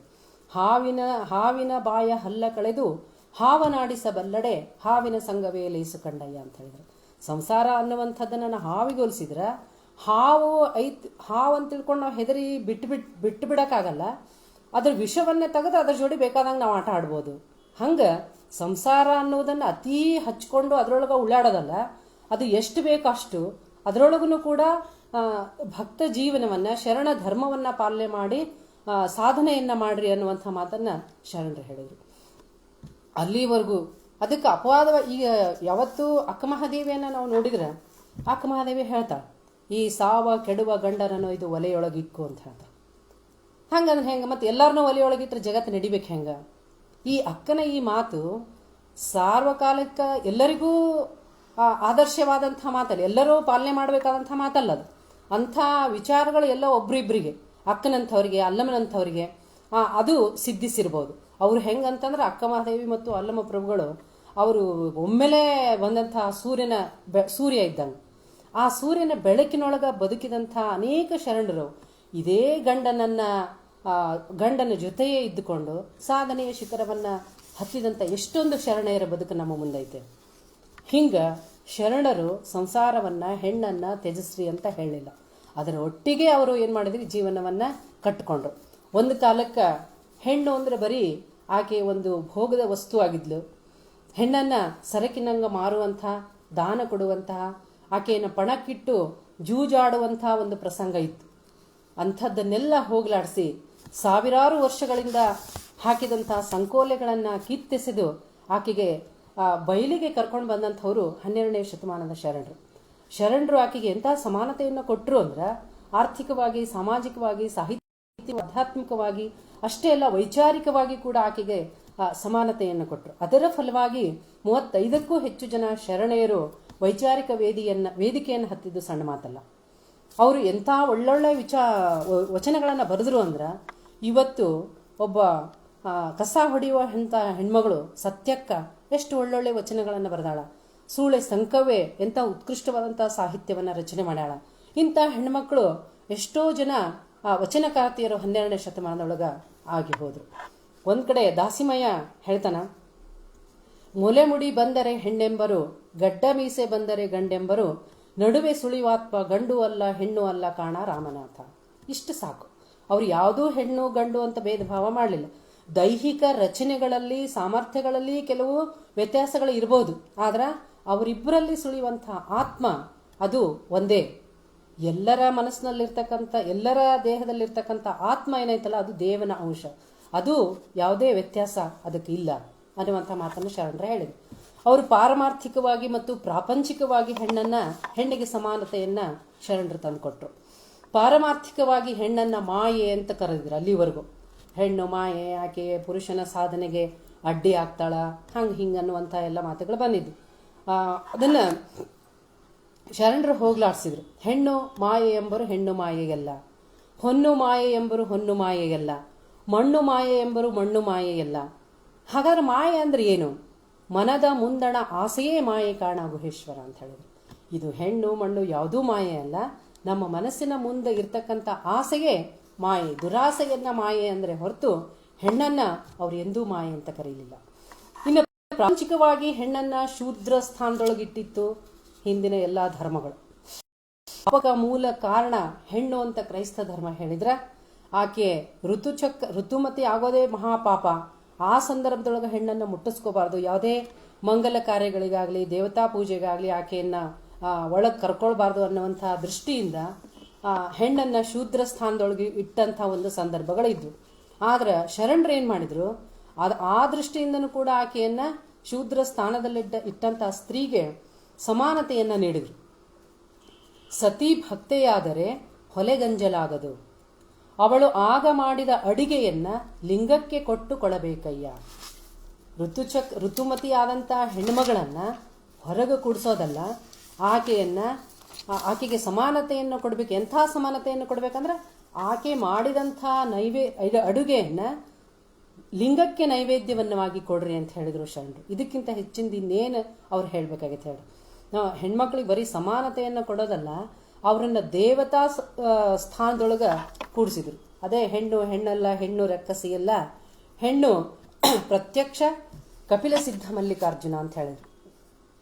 ಈ ರೀತಿ ಹೆಣ್ಣನ್ನ ದೈವತ್ವದ ಪಟ್ಟಕ್ಕೆ ಏರಿಸೋದ್ರ ಜೊತೆಗೆ ಅವರು ಒಂದು ಒಳ್ಳೆ ಮೌಲ್ಯವನ್ನ, ಬಹಳಷ್ಟು ವಿಚಾರಗಳನ್ನು ಹೇಳಿದ್ರು ಹೆಣ್ಮಕ್ಳ ಬಗ್ಗೆ.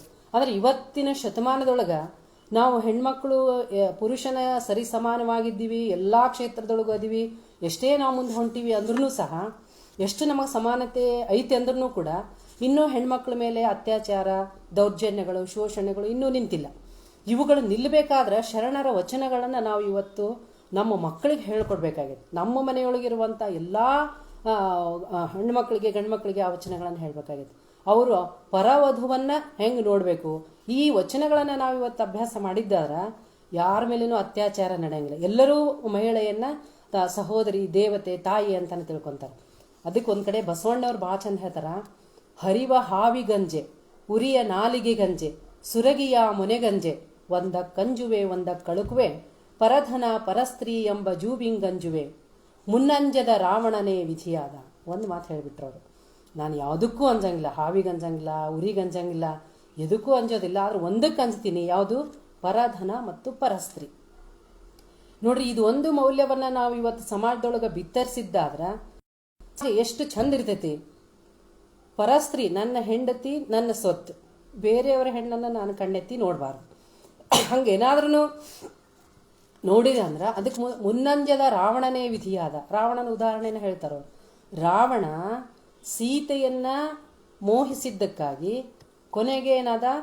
ರಾಮನಿಂದ ಹತನಾದ. ದ್ರೌಪದಿಯನ್ನ ಅಸಡ್ಡೆಯಾಗಿ ನಡೆಸ್ಕೊಂಡದ್ದಕ್ಕಾಗಿ ದುರ್ಯೋಧನ ಕುರುಕ್ಷೇತ್ರದೊಳಗೆ ತನ್ನೆಲ್ಲ ಸಂಬಂಧಿಕರನ್ನ, ಬಂಧು ಬಳಗವನ್ನ ಕಳ್ಕೊಂಡು ಆ ಪರದೇಶಿ ಸಾವನ್ನ ಕಂಡುಕೊಂಡ. ಅದಕ್ಕಾಗಿ ಅವ್ರೇನು ಹೇಳ್ತಾರ? ನೋಡಲಾಗದು, ನುಡಿಸಲಾಗದು ಪರಸ್ತ್ರೀಯರನ್ನ ನೋಡೋದು ಬೇಡ, ಮಾತಾಡ್ಸೋದು ಬೇಡ. ಅಂದ್ರೆ ಅವ್ರನ್ನ ಕೆಟ್ಟ ದೃಷ್ಟಿಯಿಂದ ನೋಡೋದು ಬೇಡ ಅಂತ ಹೇಳ್ತಾರ ಅವ್ರು. ನೋಡಲಾಗದು, ನುಡಿಸಲಾಗದು ಪರಸ್ತ್ರೀ ಬೇಡ ಕಾಣಿರೋ, ತಗರನ ಬೆನ್ನಲ್ಲಿ ಹರಿವ ಸೊಣಗನಂತೆ ಬೇಡ ಕಾಣಿರೋ, ಒಂದಾಸೆಗೆ ಸಾಸಿರ ವರುಷ ನರಕದೊಳಗದ್ದುವ ಕೂಡಲ ಸಂಗಮದೇವ. ಪರಸ್ತ್ರೀಯರನ್ನ ನಾವು ಆಶೆ ಮಾಡಿದ್ದಾದ್ರ 1000 ವರ್ಷಗಳವರೆಗೆ ನಾವು ನರಕದಲ್ಲಿ ಬಿದ್ದು ಒದ್ದಾಡ್ತೀವಿ ಅಂತ ಬಸವಣ್ಣವ್ರು ಹೇಳ್ತಾರೆ. ನೋಡಲಾಗದು, ನುಡಿಸಲಾಗದು, ಪರಸ್ತ್ರೀ ಬೇಡ ಕಾಣಿರೋ, ಪರಸ್ತ್ರೀಯರನ್ನ ಮೋಹಿಸ್ಬೇಡ್ರಿ, ಅವರನ್ನ ನೋಡ್ಬೇಡ್ರಿ ಕೆಟ್ಟ ದೃಷ್ಟಿಯಿಂದ. ಅದು ಹೆಂಗಾಗುತ್ತಂದ್ರ ತಗರನ ಬೆನ್ನಲ್ಲಿ ಹರಿವ ಸೊಣಗನಂತೆ. ಎಷ್ಟು ಒಳ್ಳೆ ಸಾದೃಶ್ಯವನ್ನು ಹೇಳ್ತಾರ ಅವ್ರು. ಟಗರಿನ ಬೆನ್ನು ಹತ್ತಿದ ನಾಯಿ ಹಂಗಾಗಂತ. ಒಂದು ನಾಯಿ ಟಗರಿನ ಬೆನ್ನು ಹತ್ತಿದ್ರ ಎಲ್ಲಿವರೆಗೂ ಟಗರು ಎಲ್ಲಿವರೆಗೂ ಸುಮ್ಮಿರುತ್ತ? ನೋಡಿ ಒಂದ್ಸಲ ತಿರುಗಿ ಗುದ್ದುತ್ತಂದ್ರ ನಾಯಿ ಬಿದ್ದದ ಮೇಲೆ ಹೇಳಂಗಿಲ್ಲ. ಹಂಗ ಪರಸ್ತ್ರೀಯರನ್ನ ಮೋಹಿಸಿ ಹಿಂದೆ ಹೊಂಟವನ ಪರಿಸ್ಥಿತಿ ಟಗರಿನಲ್ಲಿಂದ ಗುದ್ದಿಸ್ಕೊಂಡಂತ ನಾಯಿ ಹಂಗಾಗುತ್ತಂತ. ಅದಕ್ಕೆ ಪರಸ್ತ್ರೀಯರನ್ನ ಕೆಟ್ಟ ದೃಷ್ಟಿಯಿಂದ ನೋಡ್ಬೇಡ್ರಿ. ಪರವಧುವ ಮಹಾದೇವಿ ಎಂಬೆ, ಬೇರೆ ಹೆಣ್ಮಕ್ಳನ್ನ ನಾನು ದೇವರ ಹಂಗ ನೋಡ್ಬೇಕು ಅನ್ನೋದು ಶರಣರ ಮೂಲ ನಿಲುವು. ಅನ್ಯ ವಧುವೆಂಬುದು ನಿಮ್ಮ ರಾಣಿವಾಸ ಅನ್ನೋದು ಶರಣರ ಅತ್ಯಂತ ಅಚಲವಾದಂಥ ಒಂದು ನಂಬಿಕೆ. ಸ್ವಸ್ತ್ರೀ ಇದ್ದಂತೆ ಪರಸ್ತ್ರೀಗೆ ಅಳುಪುವ, ಸತ್ತನಾಯ ಭಕ್ಷಿಸುವ ಹಡಕಿಗಳನ್ನೇನೆಂಬೆ ರಾಮನಾಥ ಅಂತ ಹೇಳ್ತಾರೆ. ಇದಕ್ಕಿಂತಲೂ ಹೆಚ್ಚಿನ ಯಾವ ಹೇಳ್ಬೇಕು ಹೇಳಿ. ನಮ್ಮ ಮನೆ ಹೆಂಡತಿ ಇದ್ರೂ ಬೇರೆ ಹೆಣ್ಮಕ್ಳನ್ನ ನಾವು ಆಸೆ ಪಟ್ರ ಸತ್ತನಾಯ ಭಕ್ಷಿಸುವ, ಸತ್ತಂತ ನಾಯಿಯನ್ನ ತಿಂದಂಗಾಗುತ್ತಂತ. ಅದಕ್ಕೆ ಬೇರೆ ಪರವಧುವನ್ನ ನಾವು ಮಹಾದೇವಿ ಹಂಗ ಕಾಣಬೇಕು. ಗಂಡನುಳ್ಳ ಹೆಣ್ಣಿರ ಕಂಡು ಅಳುಪದಿರ ಮನವೇ, ಬಂದ ಬಸಿರ ಉಂಡ ಮೊಲೆಯ ಕಂಡು ಮರುಗದಿರ ಮನವೇ. ಈಗ ಬೇರೆ ಹೆಣ್ಮಕ್ಳನ್ನ ನೋಡಿದ್ರ ನಮ್ಮಲ್ಲಿ ಎಂಥ ಭಾವನೆಗಳು ಬರ್ಬೇಕಂದ್ರ, ಬಂದ ಬಸಿರ, ನಾವು ತಾಯಿಯಿಂದ ಬಂದಂಥ ಬಸಿರನ್ನ ನೆನಪಾಗ್ಬೇಕು ನಮಗ. ಉಂಡ ಮೊಲೆಯ, ನಮ್ಮ ತಾಯಿಯ ಎದೆ ಹಾಲನ್ನು ಕುಡಿದದ್ದು ನಮಗೆ ನೆನಪಾಗ್ಬೇಕಂತ. ಅಂದ್ರ ಇದ್ರ ಉದ್ದೇಶ ಬೇರೆ ಹೆಣ್ಮಕ್ಳು ಪರಸ್ತ್ರೀಯರನ್ನು ನೋಡಿದ್ರೆ ಆಕೆ ನನ್ನ ತಾಯಿ ಅನ್ನುವಂಥ ಭಾವ ಎಲ್ಲರಲ್ಲಿ ಬರ್ಬೇಕಂತ ಹೇಳ್ತಾರೆ ಅವ್ರು. ಬಂದ ಬಸಿರ ಉಂಡ ಮೊಲೆಯ ಕಂಡು ಮರುಗದಿರ. ಆ ಹೆಣ್ಮಕ್ಳು ಹೆಂಗಂದ್ರೆ ಅವ್ರು ನನ್ನ ತಾಯಿ ಸಮಾನ. ನನ್ನ ತಾಯಿ ಹೆಂಗೆ ನನ್ನನ್ನು ಹೊಟ್ಟೆಯಲ್ಲಿ ಇಟ್ಕೊಂಡು ಭೂಮಿಗೆ ತಂದ್ಲು, ನನಗೆ ಹೆಂಗೆ ಹಾಲನ್ನು ಕುಡಿಸಿ ಬೆಳೆಸಿದ್ಲು, ಈ ಎಲ್ಲ ಹೆಣ್ಮಕ್ಳು ಕೂಡ ನನ್ನ ತಾಯಿ ಸಮಾನ.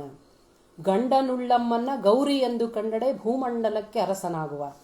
ಎಲ್ಲ ಹೆಣ್ಮಕ್ಳನ್ನ ನಾವು ದೇವರ ಸ್ಥಾನದಲ್ಲಿಟ್ಟು ನೋಡಿದ್ರೆ ಆತ ಭೂಮಂಡಲ, ಇಲ್ಲಿದ್ರ ಆತ ಏನ್ ಮಾಡ್ತಾನ, ನರಕದಲ್ಲಿ ಓಲಾಡ್ತಾನ ಅನ್ನುವಂಥ ಮಾತನ್ನ ಶರಣರು ಹೇಳ್ತಾರೆ. ಇನ್ನೊಂದು ಕಡೆ ಮೊಲೆಯುಂಬ ಭಾವ ತಪ್ಪಿ ಅಪ್ಪಿದವರ ತಲೆಯ ಕೊಂಬ ಕೂಡಲ ಸಂಗಮ ದೇವ ಅಂತ ಹೇಳ್ತಾರೆ.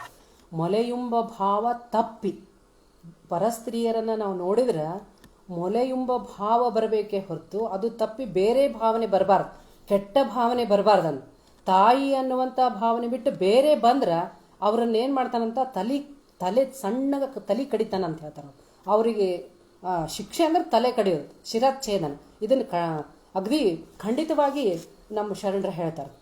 ಅವರು ಎಷ್ಟು ಹೆಣ್ಮಕ್ಳಿಗೆ ಹೆಣ್ಣನ್ನು ಗೌರವಿಸಿದ್ರು ಅಂದ್ರೆ ಮೋಳಿಗೆ ಮಾರಯ್ಯನವರು ಒಂದು ವಚನದೊಳಗೆ ಹೇಳ್ತಾರ, ಎನ್ನ ಭಕ್ತಿಗೆ ನೀ ಶಕ್ತಿಯಾದ ಕಾರಣ, ಎನ್ನ ಸತ್ಯಕ್ಕೆ ನೀ ಸತಿಯಾದ ಕಾರಣ, ಎನ್ನ ಸುಖ ದುಃಖ ನಿನ್ನ ಸುಖ ದುಃಖ, ಅನ್ಯವಿಲ್ಲ ಇದಕ್ಕೆ ಭಿನ್ನ ಭೇದವೇನು ಹೇಳ. ಅಂದ್ರೆ ಸತಿಪತಿ ಯಾವುದೇ ಭೇದ ಭಾವ ಇಲ್ಲ, ಗಂಡು ಹೆಣ್ಣು ಯಾವುದೇ ಲಿಂಗ ತಾರತಮ್ಯ ಇಲ್ಲ. ಶರಣರು ಎಲ್ಲರನ್ನೂ ಒಂದು ಅಂತ ತಿಳ್ಕೊಂಡ್ರು. ಅವರು ಹೆಂಡಿಗೆ ಎಂಥ ಸ್ಥಾನ ಕೊಟ್ಟರು ಅಂದ್ರೆ ಎನ್ನ ಭಕ್ತಿಗೆ ನೀ ಶಕ್ತಿಯಾದ ಕಾರಣ. ಪ್ರತಿಯೊಬ್ಬ ಗಂಡನಲ್ಲಿ ಭಕ್ತಿ ಐತೆ ಅಂದ್ರೆ ಅದಕ್ಕೆ ಶಕ್ತಿ ಯಾರು ಅಂದ್ರೆ ಹೆಂಡತಿ. ಸತ್ಯವಂತನಾದದ್ದಕ್ಕೆ ಅವನ ಹೆಂಡತಿಯೇ ಕಾರಣ. ಈ ಎಲ್ಲ ಮಹಾತ್ಮರ ಜೀವನ ಚರಿತ್ರೆಯನ್ನು ನಾವು ನೋಡಿದಾಗ ಅವರ ಹಿಂದೆ ಒಬ್ಬ ಹೆಣ್ಣು ಮಗಳಿರೋದಂತೂ ಸತ್ಯ. ಈ ನಿಟ್ಟಿನೊಳಗೆ ಶರಣರು ಕೂಡ ಸ್ತ್ರೀ ಸಮಾನತೆ ಅನ್ನುವಂಥ ಒಂದು ಬಹುದೊಡ್ಡವಾದ ಮೌಲ್ಯವನ್ನು ನಮ್ಮ ಸಮಾಜಕ್ಕೆ ಕೊಟ್ಟರು. ಇವತ್ತಿನ ಪ್ರಸ್ತುತ ಸನ್ನಿವೇಶದೊಳಗೆ ಶರಣರು ಹೇಳ್ತಕ್ಕಂಥ ಮೌಲ್ಯಗಳು ಎಲ್ಲವೂ ನಮಗೆ ಬಹಳ ಬಹಳ ಬಹಳ ಅವಶ್ಯಕವಾಗಿ ಬೇಕಾಗಿದ್ದು. ಇವುಗಳನ್ನು ನಾವು ಬರೀ ಮಾತಾಡಿ ಬಿಡೋದಲ್ಲ, ಇವುಗಳನ್ನು ಜೀವನದಲ್ಲಿ ನಾವು ಅಳವಡಿಸ್ಕೋಬೇಕು. ಇನ್ನೂ ಸಾಕಷ್ಟು ವಿಚಾರಗಳು, ವಚನ ಸಾಹಿತ್ಯ ಅಂದ್ರೆ ಅದೊಂದು ದೊಡ್ಡ ಸಮುದ್ರ ಇದ್ದಂಗೆ. ಆ ಸಮುದ್ರವನ್ನು ಹೆಕ್ಕಿ ತೆಗೆಯೋದು ಬಹಳ ಕಷ್ಟ ಸಾಧ್ಯವಾದಂಥ ಕೆಲಸ. ಆ ವಚನ ಸಾಗರದ ಒಂದು ಹಿಡಿಯನ್ನು ನಾನಿಲ್ಲಿ ಚೆಲ್ಲವರೆದಿದ್ದೀನಿ ಅಂತ ತಿಳ್ಕೊಳ್ತೀನಿ. ಶರಣರ ವಚನಗಳಲ್ಲಿ ಜೀವನ ಮೌಲ್ಯಗಳು ಅನ್ನುವಂಥ ವಿಚಾರವಾಗಿ ನನ್ನ ಅರಿವಿನ ಪರಿಧಿಗೆ ಬಂದಷ್ಟು ವಿಷಯಗಳನ್ನು ತಮ್ಮೊಂದಿಗೆ ನಾನು ಹಂಚಿಕೊಂಡಿನಿ. ಈ ಒಂದು ವಿಷಯವಾಗಿ ನನಗೆ ಮಾತನಾಡೋದಕ್ಕೆ ಅವಕಾಶ ಮಾಡಿಕೊಟ್ಟಂಥ ಸಾಹಿತ್ಯ ಸಿಂಚನ ವೇದಿಕೆಯ ಎಲ್ಲ ಬಳಗಕ್ಕೂ, ಮುಖಪುಸ್ತಕದ ಎಲ್ಲ ಈ ನೇರ ಪ್ರಸಾರದಲ್ಲಿ ಪಾಲ್ಗೊಂಡಂತಹ ಎಲ್ಲರಿಗೂ ಅನಂತ ಶರಣುಗಳನ್ನು ಸಮರ್ಪಿಸ್ತಾ, ವಚನಗಳನ್ನು ನಾವು ಬರೀ ಓದೋದು ಬೇಡ, ವಚನಗಳನ್ನು ನಾವು ಬದುಕೋಣ ಅಂತ ಹೇಳ್ತಾ ನನ್ನ ಮಾತುಗಳನ್ನು ಮುಗಿಸ್ತೇನೆ. ಎಲ್ಲರಿಗೂ ಶರಣಾರ್ಥಿಗಳು.